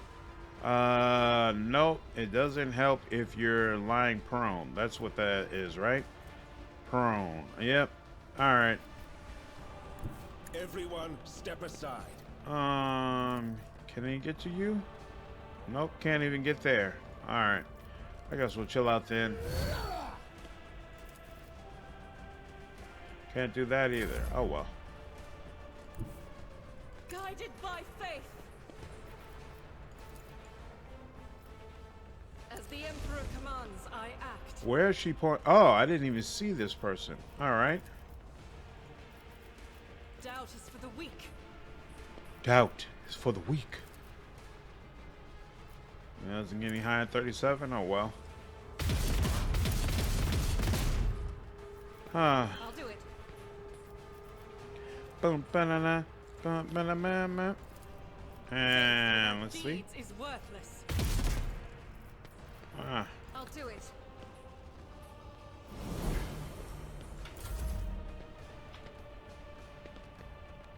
That's fine. All right. Look at that. She's already right back at it. There we go. Oh, yeah. Fury of House Orcelio. Oh, the Fury of House Orcelio. Now, there's only one more. Can we get him to come closer? Oh, we can flat out obliterate him. Woo! Somebody left a comment on my Cassia build video and said that my and that my the thumbnail was cap, and that Cassia is not the most powerful party member Argenta is. And I'm like, bruh, you clearly do not understand the game yet. It's okay, though. It's all right. Vulnerable Optimates, the best among us. The list is faded, and the names are barely legible. I'm like, I love Argenta, but no, sir. No. Cassia reigns supreme, all by her lonesome. Couple of poison grenades. Oh, none of us are going to be using a knife. Force grenade. Sure, we'll take that. Stub resolver. I don't think we need any more stub revolvers, so we'll put that away. We'll take the force grenade, though. Marching on. These cages have been placed in plain view of the beds. Inside are traces of blood and excrement. My house. Rose. Out of me. The grease-stained edges of the poster detach ever so slightly. It appears that it was frequently removed and rehung. Tear off the poster. And goods. And all of this can go. Excellent. Bodies laying around. Bare beds made from metal sheets swing back and forth on rusted chains. Whoever is forced to sleep on them, it will not take much for them to fall. Wow. That all looks brutal. The beds here are bolted to the floor. Some have thin, torn bed sheets and even tattered pillows.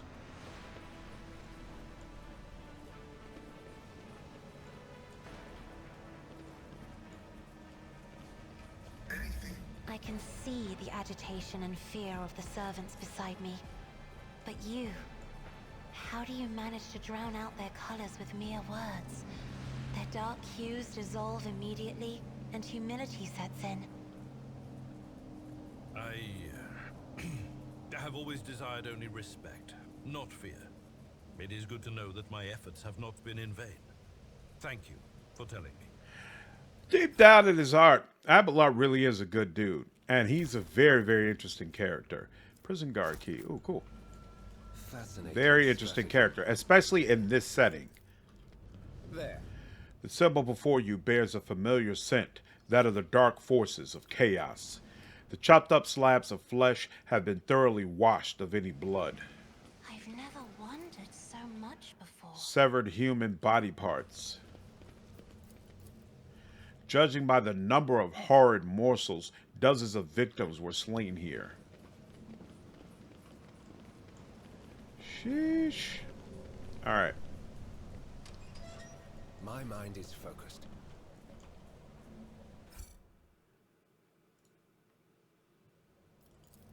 This explorator is blessed with multifunctionality. Ooh. My brethren, the dawn is nigh. The Optimates will guide us into a new existence. Yes, yes, dear brethren. Have a taste of my steel. Oh, how I've longed for this, my dear brethren. Oof. Thank the throne. Normal-looking faces. We thought we were going to die here with these nutters. And the old man, with a gap-toothed smile, drops his weapon and holds out his hand in a placating gesture. Please don't shoot us, your nobleness. Let us speak a word. Well, this is a welcome change. Talking before shooting. Still, Lord Captain, the look of this ragtag bunch hardly inspires trust. I came across a void ship in the system belonging to your associates. They told me some interesting things about you and your planned escape. The man grunts, huffs, then makes up his mind. Well, now, that's out of the bag. Our fellows were supposed to come get us a long time ago, but they got tied up somewhere. Void Kraken's gullet with them. And in all this time we had to wait, this happened. Pardon me for trying to pull the synth wool over you. It's just that we want nothing to do with this whole ward nonsense. So what now? Will you let us go? Give me a reason not to execute you on the spot. Here's the deal. We're honest, quiet inmates. We didn't want a riot, but well, sitting it out wasn't really an option either. The warden's lapdogs made short work of those who refused to join in the festivities. So we had to, play along. But that's all it was, play. We never meant no offense to Governor Medina, nor to the lawful authority of House Winterscale. Give us a chance, eh? We just want to wait until everything blows over and we can go back to our cells and quietly do the rest of our time. Pasqal inquires demurely, does the fact that this serf is presently confined and therefore has previously betrayed the trust of the Imperial servants need to be vocalized? Or is it evident to the late persons uninitiated in the sacred mysteries of logic? Pasqal is so awesome. A repentant, honest heretic. How novel. Judging by Abelard's tone, the Seneschal is utterly unimpressed by the old man's ingratiating monologue. The low-born speech is mottled with colors that conceal his true, darker hues. This old man has a long history of lies, and he's using his wiles on us as well. But I see no foul corruption or ill intent in his words. Tell me more about the warden and the riot. Pah, why soil your tongue talking about the heretic? But if you insist, here's how it is. The warden of this here prison, the Honorable Master Castigalia, was a crackpot from the start. The previous warden ran things the proper way. Prayer, 1 meal a day, a work, a punch in the chompers from the guards, work again. But the new one, do you know what his first decree was? He introduced lunches and dinners. By the 9 devils, that's 3 meals a day. The man was obviously stark raving mad. Things only went downhill from there. The guards quitted with the teeth punching. The warden forbade them. Instead, the overseers started counting which prisoners were digging up more things in the quarry or swinging their pickaxes harder or whatnot. And then, would you believe it? They put together a list of best workers. And if someone on that list also showed good behavior, that's when they get promoted to an optimate. That's the upper crust among us jailbirds. Well, that's how it was at first. Then the warden decided it's the optimates, not the guards, who should be in charge of punishments. And that it wasn't the overseer's job to watch the prisoners work, it was the optimates. Well, let me tell you, that's when these goody two-shoes really started to shine. The guards aren't even in the same league as our dear fellows, the optimates. In the old days, we had maybe 5 or 10 stiffs kicking it a week. And now, well, now we were lucky if it was only 50. And that wasn't even the end of it. Warden Castigalia moved out of his chambers to live right in the quarry, under the dome. And I think something in his new home really scrambled his brain. He began spouting the wildest things, like the optimates are saints who will behold the truth. And he started taking them to the quarry. Not all of them returned. The ones who did, you wouldn't recognize them. More beast than man. They were butchering people left and right, even guards and overseers. The warden himself had armed them. And that's the whole sob story. But I knew it from the moment he let us have dinners. Oh, this won't end well. If I spare you, what do I gain from it? Now, how can lowly jailbirds hope to thank your noble self? I have an inkling. You see, us here, we're, how should I put this, different from the rest of the prisoners in this place. They're all petty thieves from Rycab Minors, debtors, gutter snipes. They're no one serious. Now we, your nobleness, are cut from a different cloth altogether. We're fortune seekers from the void.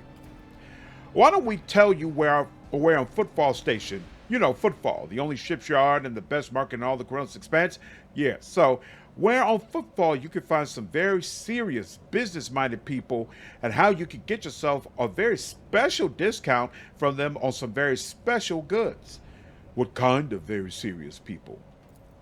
The most serious kind, your nobleness. Have you heard about the Fellowship of the Void? It's the largest pirate alliance in the expanse. There's no leader, of course, but there are some terribly serious captains who decide that cutting each other's throat over loot was, what do you call it, counterproductive. But cutting throats together, now that's anti-counterproductive. And well, the joint efforts leave them with an excess of spoils, so they need to dispose of it, somehow.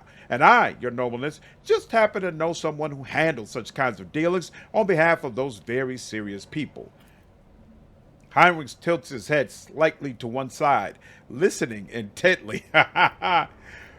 Very well, I shall spare you. Oh, that's so great to hear, your nobleness. Just great. Now, there's a true aristocrat, not that warden creep. Now that, your nobleness, where was I? If you're ever on Footfall Station, then there's this district there, the Shadow Quarters. It's called that because it's located behind the statue of our holiest emperor. I've known folks who called it something else, also on account of it being behind the statue. Don't repeat their mistakes, I tell you. Reverend Hieronymus wasted no time finding and burning them all.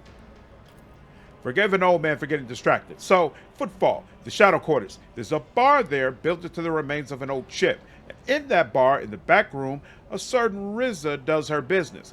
Tell her Grandpa Backval says hello. You'll be her favorite client in the blink of an eye. There we are. Well, your nobleness, we'll be going now, if you don't mind.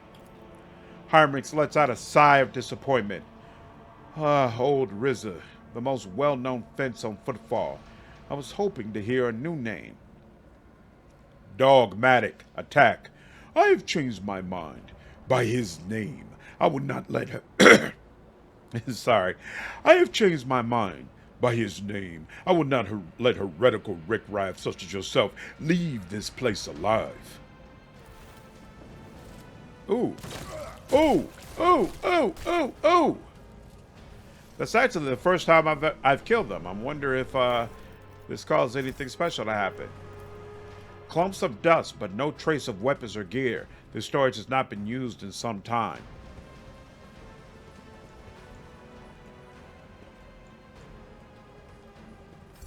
Argenta, if you please. Damn, 12. Oh, it just requires one. Oh, okay. That's just telling me how many are I have available right now. What's this? Oh, section site cosine. Okay, this is a psyker staff. And ooh, foe hammer. That's interesting. When the wearer uses endure, they immediately remove one of the effects on them in the following order: burning, poison, or bleeding. That's interesting. That's actually more useful for him once he once Abelard starts wearing heavy armor. Rogue trader. Tread carefully. Build a bridge. Bridge built. Open this up. The light of terror shines for us. A corpse uniform decorated with the Winterscale coat of arms. The dead guard did not even have time to draw a weapon. The attack must have come as a surprise. To the open pit. All right, let's see about the warden.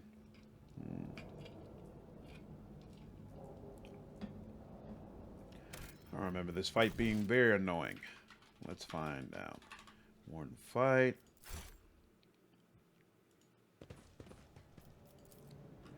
The accretions on the outside of the structure indicate some regularly occurring natural phenomena, possibly poison gas emissions. Let's go around, shall we? The evidence suggests that the victim was killed by poison gas. Not a particularly pleasant way to go. This glass-making furnace was used to melt the extracted sand into glass. Blessed be the road that we take.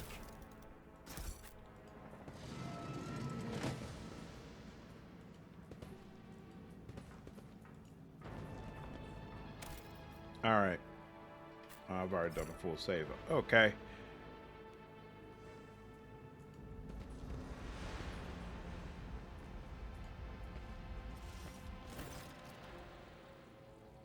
I told you, Evie. They're hiding so much from us. arrogant mentors, holy brothers and sisters. What have they ever given us? Nothing but a pile of fibs and useless admonitions. The voice of the man sitting with his back to you sounds almost soft. Heedless of everything but what is before him, he leans over a prisoner dressed in expensive clothing. But Aurora, she is different. She spoke with me like no one ever had before. She revealed the truth to me, and now I can reveal it to you. If you just stop struggling for 1 minute. What? The man finally realizes he is not alone and turns to you. He is clutching a long, thin, metallic rod with blood dripping off it. We have guests from the Von Valantia ship, I would wager. Evie, my dear, you will have to wait. Do not faint, I beg of you. It's important that you feel everything, including your other eye. Such dreadful shades. Cassia recoils and covers her mouth.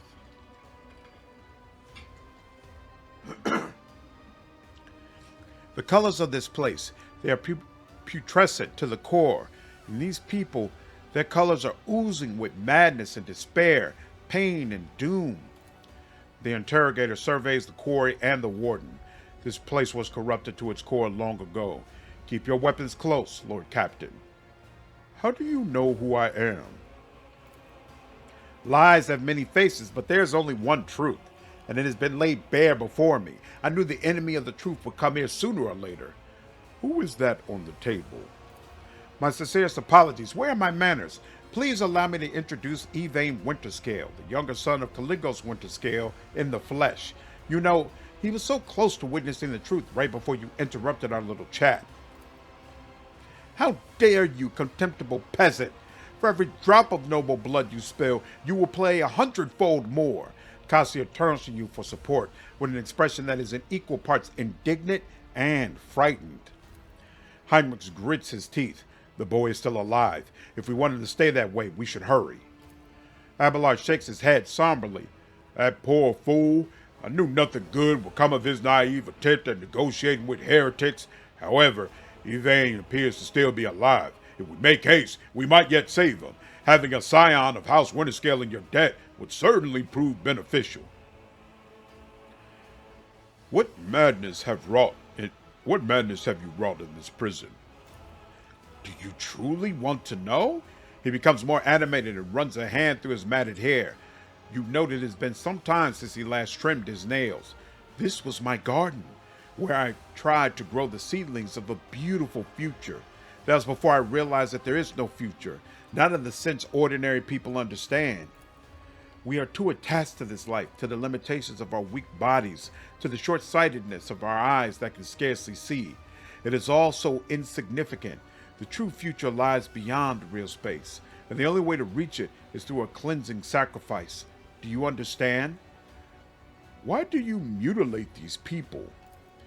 These are my optimates, saints who will guide the flock at the fated hour. Listen.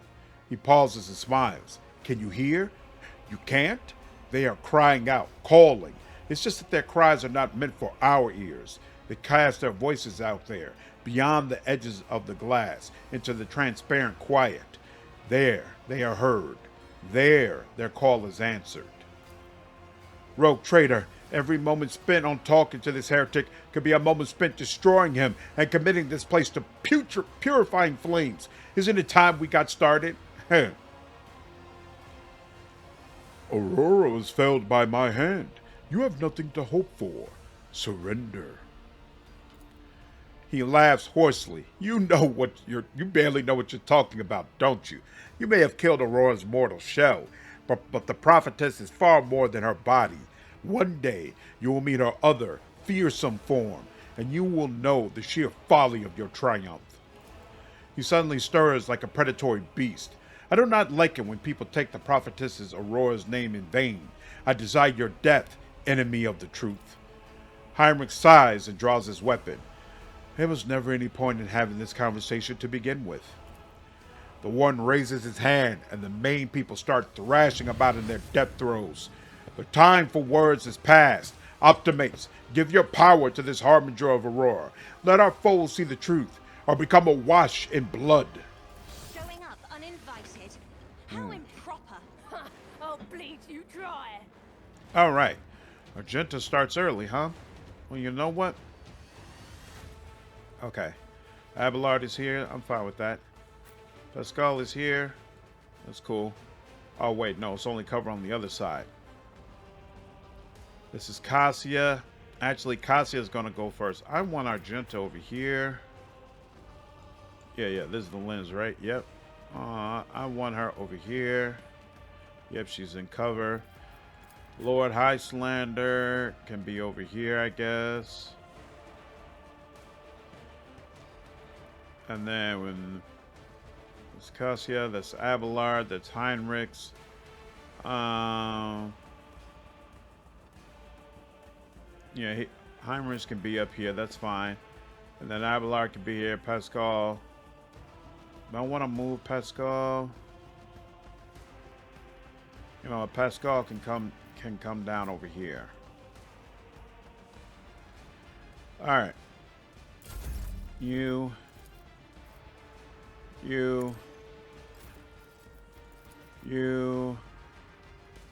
That is effective as it's gonna be. Yep, that's about as good as it's gonna get. There we go. Explosion and If I may. there we go. Get you going over there. And that now she has to work on this lens. Really? 20% right in front of it? Seriously? Okay, if you say so. Okay, still did a nice amount of damage though. And one lens down. Excellent. Ooh, he gets to go again, huh?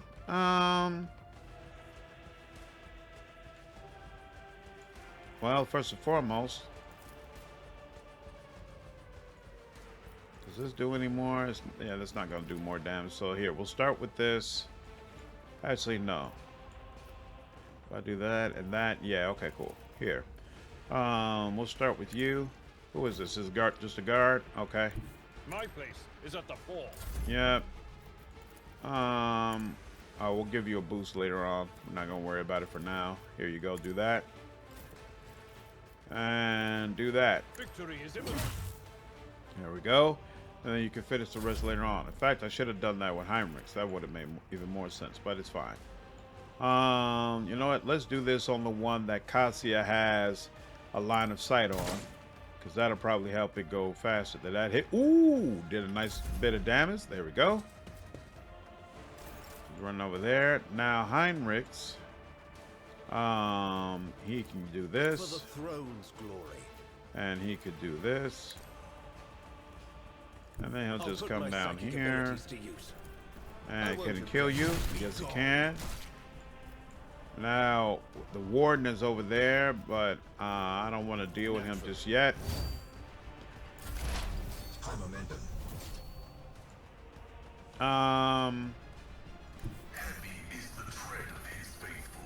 What is this? 16 cell. Can you hit this thing in there? Nope, you can't. So,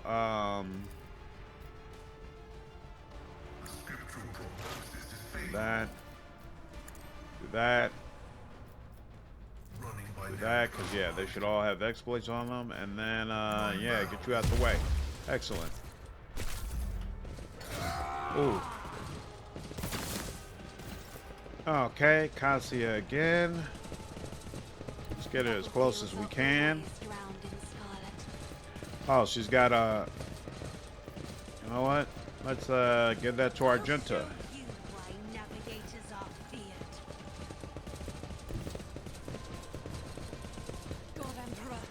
But she's not going to worry about any of them. She's going to focus on the lenses.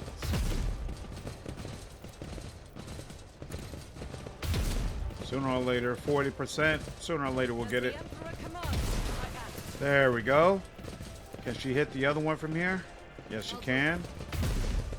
And that's all she wrote. That's fine. But you know what? Let's get a nice little... Ooh, yeah. Really nice boost in momentum all over again.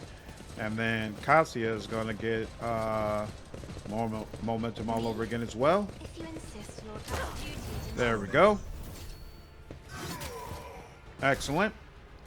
He's going to transport over to the lens. It's fine. It's fine. Now, she can... Yep. You come down. Isn't this a job for the serfs? Or die. That works too. You can die. And then we'll go ahead and give... Yeah, well, I guess we'll give Cassia another turn then. Oh, and that lets her... That actually was going to let her use marksman as well. So she's going to do this. I'll do it. Then marksman. And as you can see, the reason we're destroying the lens is for the main character. Every lens that is not destroyed, if you kill him, he'll just come back to that lens. So all the lenses have to be destroyed before you can finish this fight. Because as you can also see, him coming through the lens doesn't destroy it. So he could just do that again and again and again. I'll do it. Almost. Doubt is for the weak. Boom, boom, boom, boom. And there we go. All good. Now, very good turn for her as well. Looks like Abelar's is going to be able to... Oh, it won't let him... won't let him go over there. That's unfortunate. Alright, that's about as all that he can do. It will be done. There we go. Oh, look at that. And... The enemies of the Emperor will be undone. Yeah, let's get as close as we can. And then As let's the do some of Emperor this. commands, I act. And then 60%. And then a little bit of this too. There we go. Why was she I don't know why she had an attack after that, to be honest with you, but I'll take it. And then let's see. I think we can go ahead and take him out. Yes, we can. And hey, we all get a level up out of it. Very, very, very nice. I don't believe we've been properly introduced. Blood is bubbling on the young man's lips, and his voice is barely audible, but even now it remains melodious and quite courteous. Yvain Winterscale, of Coronis, greatly pleased to make your acquaintance. Heinrix reaches a hand toward Yvain, and the temperature drops a few degrees. He is in a bad way, but timely assistance from Shuriken will save his life. For now, we'll do what I can. On the rare days that Lord Winterscale visited Urac 5, the station was awash in a mist of warm hues. We were forbidden from meeting each other, but I was delighted still to see such rare colors in my home. Now, however, his colors are darkening, twisting from pain and bitterness. We must help Lord Captain. We must save the clarity of his soul, for he whose presence makes the world a little brighter deserves no less. Lady Cassia, I presume, the sacred child of House Roselio. How disgraceful it is that on the day we finally meet, Yvain looks away in shame. I find myself not at my best. There is no disgrace in your predicament, Lord Winterscale. The Lord Captain and I met under similarly dreadful and tragic circumstances. What had they done to you? The warden, my friend. I tried to convince him to stop the riot. Diplomacy failed. Speaking is a struggle, but he continues stubbornly. Father hates diplomacy, which is why I had to try. Conserve your strength. You are wounded and need help. Wounded, I would have phrased it altogether differently. Tortured and maimed, perhaps. Have you ever had your eyes burned out? This is my first time. I cannot say I recommend the procedure. He is either trying to make light of the situation or growing delirious from the pain. I must take my leave. I will see to it that assistance is provided to you and that you are escorted from here. He nods, giving in to oblivion. Whew. Rough, rough, rough, rough, rough. Your skin crawls as you approach this place. However, there does not appear to be anything of note. The mutilated man does not stir, bound in his shackles. The plaque near his head reads, Most Holy Prophet and Optimate Atishan. Yep, all that looks like cargo to me. What deeds await us? Anything back here? More cargo. No. The crippled man's appearance is ghastly, and yet it is evident he was cared for after his mutilation. Let's do that. Something back there. Give me that. There we go. What's this? Cargo. Anything else? Nope. Oh, this master-crafted patella augment is not fit for a servitor. Not fit for a servitor. Yep, I can go. And the warden. Ooh, noble sword. Attacks with this sword costs +1 AP. Yuck. On a hit, the sword's attack inflicts a disturbed effect on the target for 2 rounds. If the targeted attack is wounded, is already suffering from the disturbed effect, the attack deals an additional damage equal to twice your willpower bonus. That's interesting. That's interesting. And what's this? Precise last pistol. The pistol has an additional single shot and a deadeye shot. I'll take all that. That's interesting. So shall it be. All right. And I believe that is all she wrote.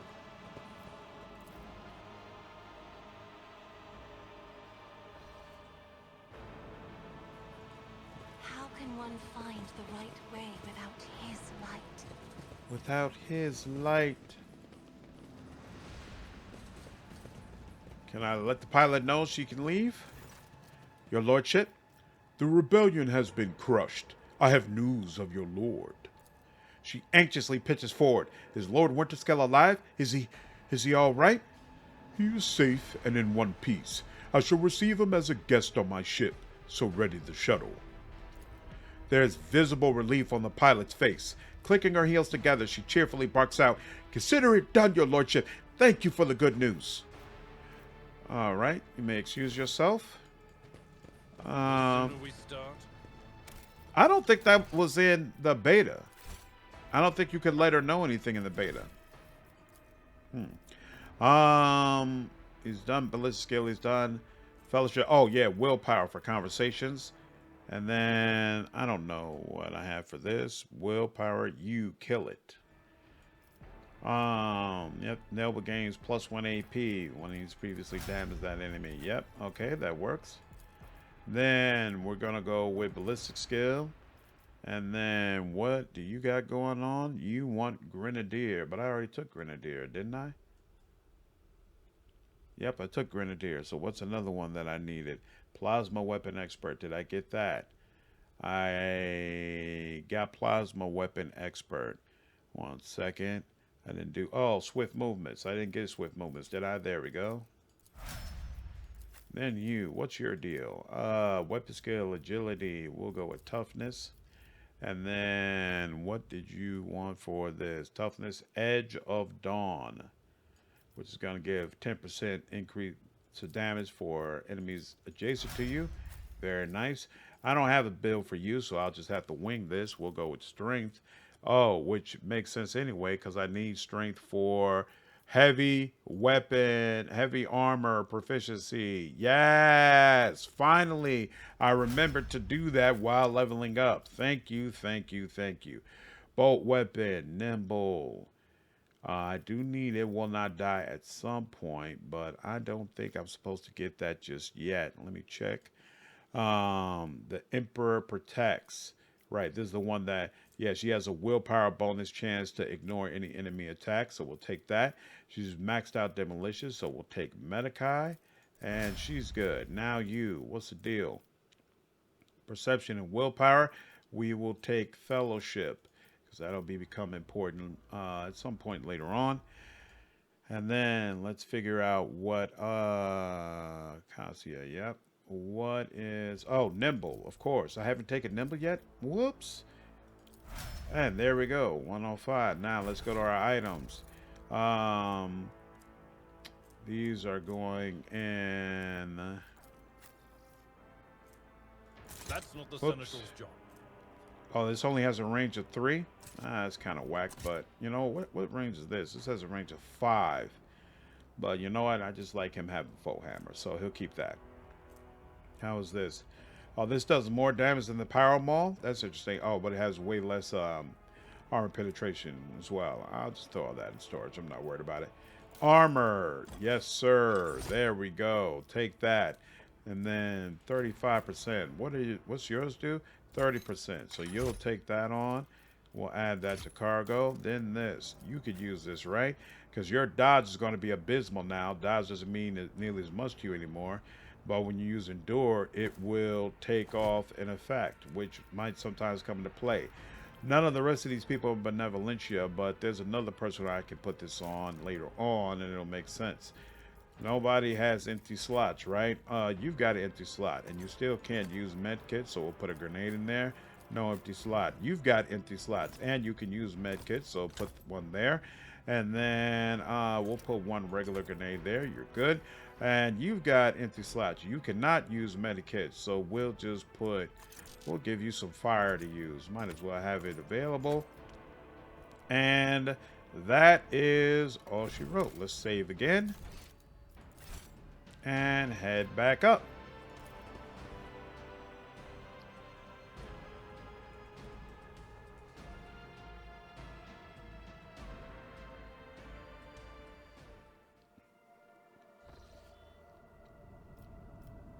So my question is, does it let you, since he's a guest on your ship, shouldn't you be able to talk to him in some kind of way? Lord Captain. No, not you. What about you? Bolster, enough, I should return. Oh, you know what, Cassia might be the one who would have some perspective on that. Maybe she stopped by to talk to him or something. And nope, she has nothing to say. Interesting. Now, he wouldn't be in my office, but, you know, I just realized I never checked all the way back here. Is there a door or anything back here that I can get into? Nope, doesn't look like it. Alright, so there's one last conversation we haven't done yet. The tall, middle-aged woman stares straight ahead, her eyes vacant as she rubs the implant in her temple. Her collar is undone, and one of the clasps is on the verge of falling off. Sensing your presence, Idira turns her head toward you and offers you a crooked smile, even as her eyes look right through you. Idira, about your abilities. What are you talking about, Lord Captain? You are a Psyker. Psykers are only granted the right to live with the Emperor's blessing. Have you ever been to Terra? Look, Lady Theodora couldn't care less if some eggheads measured my brains or not. It's not about the seal on your forehead, get it? It's about what's in your gut, if it's rotten or not. My gut's stronger than the adamantine on this here ship. And my implants are better than the ones they put in you on your Terra. If they weren't, I wouldn't have lived as long as I have. Idira bares her teeth in a savage grin, a febrile gleam in her eye. You seem to have a very strong reaction to what Argenta said by the broken lens. It was just my nerves playing up. Something about our little saint doesn't sit right with me, and I trust my gut. Oh sure, she seems straight as an arrow and as predictable as a hangover after drinking. But when I look at her, something about her makes my brain itch. After that conversation, I tried to listen to what was being said about her. Beyond the door, what I heard was strange. Blood in her past, twilight in her present, and something like a star leading her. But where is it leading her? I saw several roads, and all of them frightened me. And what does it all mean? If I knew, I would have told you. Hearing things clearly requires cooperation from the other person, you know. but that cobra just hisses and spits its venom at me. I don't trust her one bit. Maybe we should warn Argenta. Oh yeah, you go ahead and tell her the wicked Psyker has divined something about her. She'll be so pleased and grateful, and of course she'll listen to what you have to say. No, that would be pointless. And anyway, I'm not even sure what it all means. Maybe the danger is to her? Or maybe the danger's coming from her. Idira's voice is full of animosity, but you also detect concern, even a hint of pity and compassion. Where do you come from? Lyra, an outlying world in the Heathen Stars region. In the Coronis Expanse, the deeper you go, the less visible the Astronomicon gets, and the less people know about the Imperium.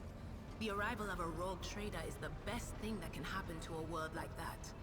The very best. Tell me about Lyra.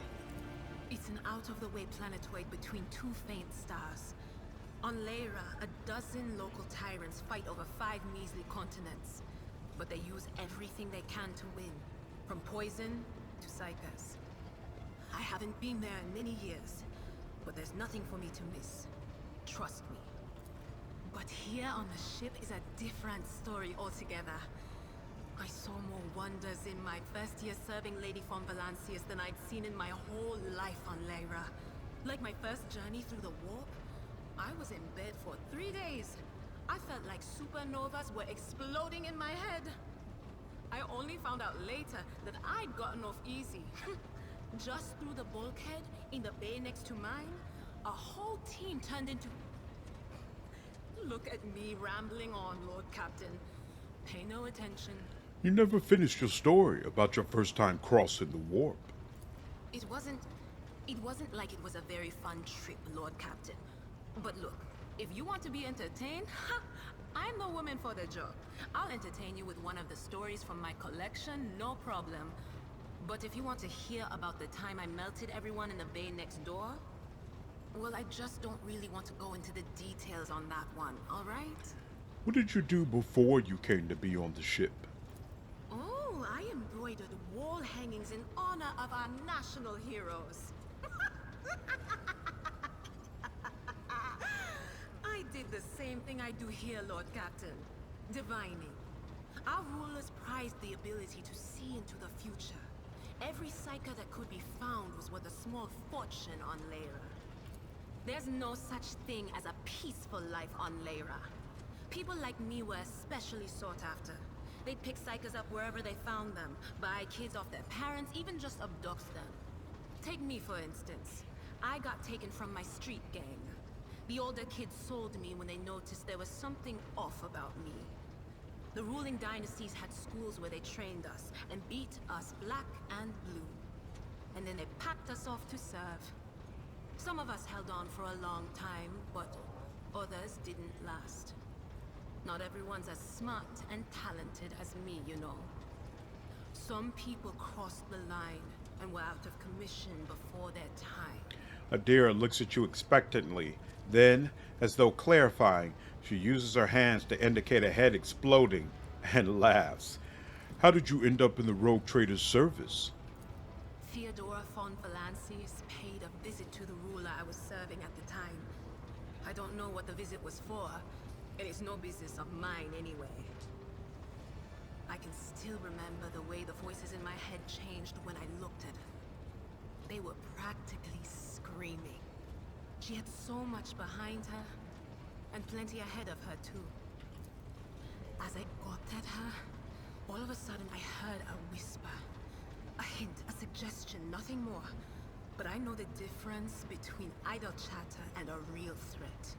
I seized my chance and approached Theodora. I managed to whisper a couple of words in her ear before the wardens dragged me away. They beat me and locked me up. No wonder. It wasn't my place to converse with outsiders. And then Theodora's people came for me.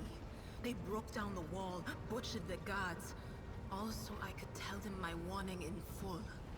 So I said the rest, but I didn't want to go back to my old life. And so I entered the service of the von Valancius dynasty. Have you ever been off the ship? A few times. Not many. And if I think about it, why would I want to? I've got everything I need here. All the whispers I hear are familiar ones. They almost feel like family. And if I want to hear about the nightmares off the ship, I can. After some Amisec. But don't go getting the wrong idea. If I have to, I'll follow you to the edge of the galaxy. Let's talk about something else. Of course, Lord Captain. What's it like being a psyker? Lord Captain, forgive me. But it would be like talking to a person born blind about colors. I could spend hours explaining, but it wouldn't make any sense to you. Every psyker feels their connection with the warp in their own way. One person might see spots and shadows out of the corner of their eye. Another feels fingers running down their spine. As for me, I've got a door in my head. One that's open just a crack. There's no way to close it, no matter how hard I try. I've just had to get used to the whispers from the other side. When I need to use it for work, I listen in more closely. But I usually just try not to notice it. How do you live with this whispering in your head? Training, habit, and a little Amasec and a couple other things you can get on the lower decks. If you put all those together, it makes things bearable. Sometimes I even wonder if I'm imagining half the voices I hear. You know, when life on board gets a little boring. Better than listening to the living, anyhow. What would happen if your door burst open? Well, if the door opens, that means somebody's planning to come in, right? But screw them. They're not coming through. Trust me. I know how to keep my valuable head locked up tight. Aren't you afraid of losing control? Only losers who are afraid of their own gift lose control. Or idiots who never figure out what they are before it's too late. Or little kids who want to play around with their shiny new toy. If you don't know the limits of your abilities, or you're always bouncing around in your own head, that's a recipe for disaster. Can you see my future? Alright. That's what I'm here for after all. So, I'm just going to lean on that door in my head a little more, prick up my ears, and listen to what the warp's got to say about you. If you'll allow it, I can listen right now. Sure. Alright, let's hear what they're whispering about you. Idira laughs, rubs her hands together, and suddenly freezes with a vacant smile on her face, her head slightly tilted. You feel goosebumps appear on your skin, and your collar begins to waver ever so slightly, as if moved by a breeze from a half-open door. The glow of dawn bursts forth from its prison. Dungeon walls cannot contain the dark essence wallowing in the dust. A naive cub pushes his nose into a familiar hand, one that holds death in twisted glass. Cherish it or cast it off as a burden. The sword of change has already been raised. What is one more life to it? I'm sorry, Lord Captain. The voices are going wild. I can't make out a thing. I'll try to rein them in, somehow. But for now... The psyker shrugs sheepishly and sniffs. I'd like to hear your augury, Dahr. What awaits me in the future? Alright, let's hear what they're whispering. Well, that's what we just heard, right? I'm sorry, Lord Captain. Did you know Theodore von Valancius well? I can't make... None of the officers knew the Lord Captain well. Not even Abelard, and she was always closer to him than anyone else. She told me from the off that if I ever listened to anything in the warp about her without her permission, I'd be going out through the airlock. I'm not an idiot, so I never stuck my nose where it didn't belong. Only when I was asked. It's hard to wrap my head around the fact that she's gone. Lady von Valancius gave me everything I have. She opened the stars to me and the paths between them. I still think I can hear her voice. Idira lets out a sharp breath and shakes her head. Things are strained between you and Argenta, isn't that right? The little sister is afflicted with her own set of voices. Ones that whisper to her about corruption and heresy. The silly girl doesn't realize that if she wants to find the source, she needs to start by looking in her own head. Got a new story for me, Idira? You bet I do, Lord Captain. Dahr becomes much more animated, and her expression turns slightly dreamy as she recalls one of her stories.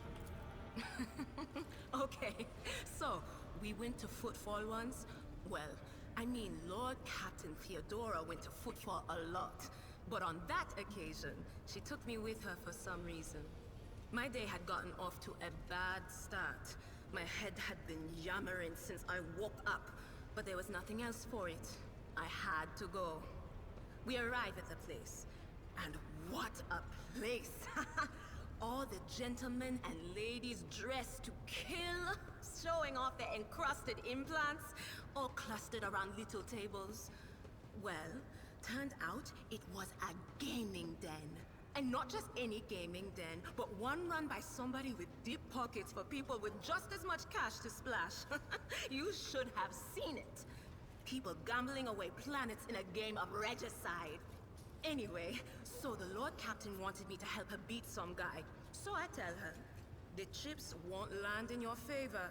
You'll get a bad hand. Don't sit down at that table, your ladyship. But did she listen? Of course she didn't. If there's one thing she never lacked, it's stubbornness. So they sat down and the cards were dealt. I'm hovering around like I'm not involved, but I'm keeping my eye on things. And everything in my head keeps getting louder and louder. Anyway, it's a good thing I realized in time that my mind wasn't going haywire over a losing hand, but something else. I made some excuse to drag the Lord Captain up from the table and took her away from that place. And a few minutes later, the room where we'd been... It turned out some wise guy had the same bright idea to bring a pet psyker along with him. One of those ones who just scuttle around in Footfall's underbelly. And the psyker just freaked out, I guess. After all the commotion, people went to see what happened in the room. And they'd all gone for each other's throats. Literally. With teeth. And I think they completely detached that asteroid from Footfall and pushed it off into open space so it would head off toward the local star. I must take my leave. Of course. Always at your service. Whenever you need me. Nice. All right, you all. We have finally spoken with everyone aboard the ship. Only question is, does Pasqal have any new dialogue options after Void's Men at Arms? The Omnissiah knows all, comprehends all.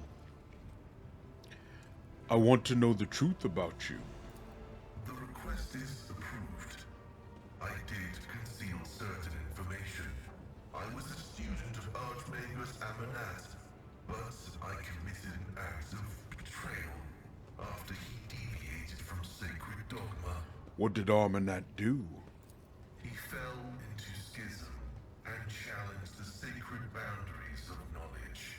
The blessed Amanat claimed the limits of what is permitted must be expanded, because by refusing to explore certain law, we find ourselves in contempt of the seventh universal law. Comprehension is the key to all things. My mentor put forth a thesis claiming that we have stagnated, that ritual is now nothing but a cage for souls and false worship of the Omnissiah. He sought to break the cycle of mindless repetition because he saw the inevitable demise of our faith and all humanity at the end of it. This Amanat of yours is a dyed-in-the-wool heretic. He did not abandon his faith in the Omnissiah. He deviated from the ancient imperatives. But the wisdom of the blessed Amanat was so obvious, it made many others doubt the dogmas and follow his lead. The voice coming from the Vox system fills with static noise that drowns out the tech priest's words. How did you betray Armanat? The teachings of the blessed Amanat spread, and word of it reached the conclave of the Cognizance fleet. They recognized his teachings as tech heresy. Many tech priests suddenly vanished or were subjected to server penance for minor transgressions. The students of Amanat, whose number included many enlightened and respected brothers, resisted. My prognosis showed that our most likely future was a schism and a fratricidal war that would destroy the Cognizance fleet. That was when I headed to the Conclave. I confessed and handed the information about my mentor's research over to the Conclave. Brazen, anathematic studies of the Forbidden Law. The Conclave could use that data to summon Archmagos Amanat to stand trial and compel him to repent on pain of excommunicate Traitoris. His subsequent fate is unknown to me. You acted as a loyal son of the Imperium should. I pray that the Omnissiah grants us wisdom to overcome the dialectic differences that divide us. So why did you go to Rykad Minors? I was summoned there by a message that was encrypted with the blessed Amanat's personal code, and could it be interpreted in several ways. One thing was certain. We were in danger, and I had to go to Rykad Minoris. Tech priest named Abel. Who is he?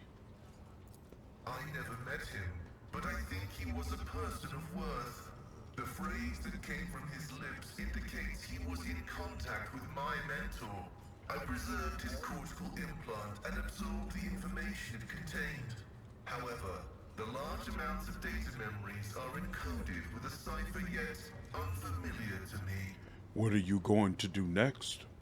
I was wrong when I assumed it was the blessed Archmagos Amanat who assumed the guise of Abel Haneman.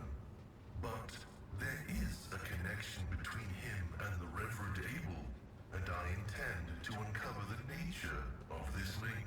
I have no more questions. Acknowledged. I will return to ruminating on the search for the blessed Amanat. Alright, take my leave. And you know what? Forgot there's one other thing I believe we need to do.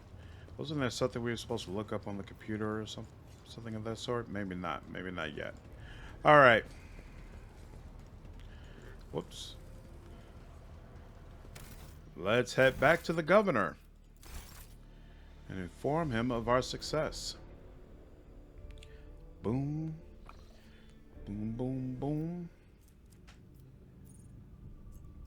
Why does it still have... Oh, because I can still land there if I wanted to? Okay. Yeah, okay. It's just a point of interest. Okay, cool. You know, I want to test one other thing.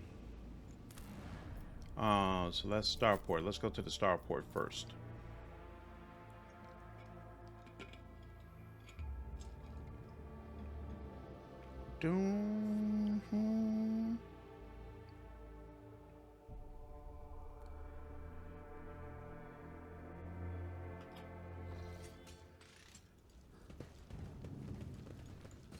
First we went through here.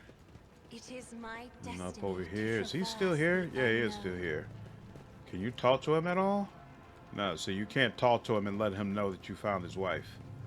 Yeah, it's weird to me the way they handle that. Seems like that's something I should be able to do. How about the sergeant? Live to serve. That's it. All right. The golden throne. You know, we be checking this.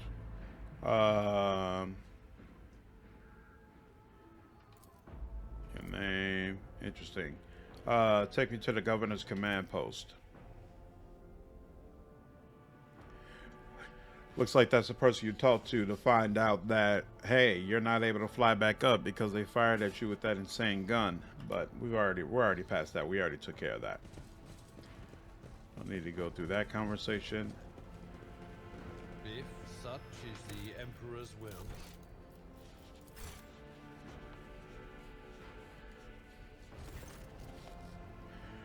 Do you know anything about the tech priest Abel Hanneman? Unit Quartz Cromie has had no previous communications with Unit Abel Hanneman. The memory sector contains other data related to this query. Various resources and data storage devices of interest have been extracted by the standing army of Raquel Minors for preservation purposes. The command center currently hosts a cogitator that was used by the unit. That's what we already did. Alright, that's all he has to offer. Because we got everything from here, right? Yeah, we got all that stuff. Alright.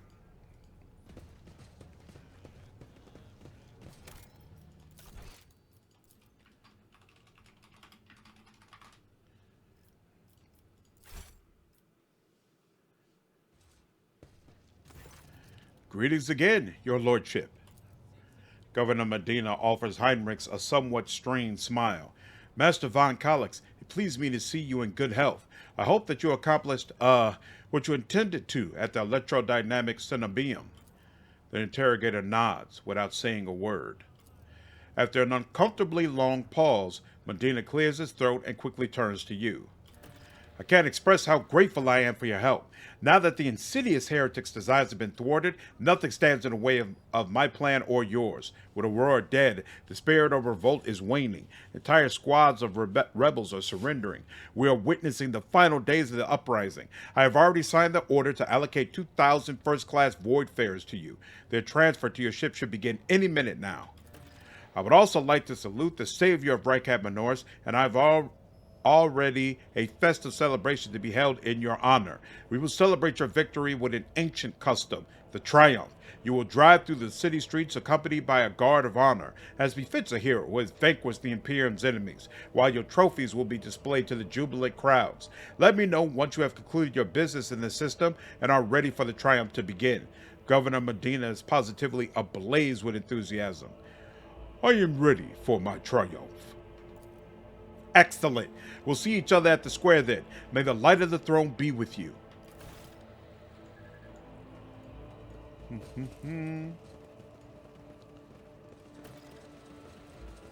Fly to the upper way. Boom, doom, doom.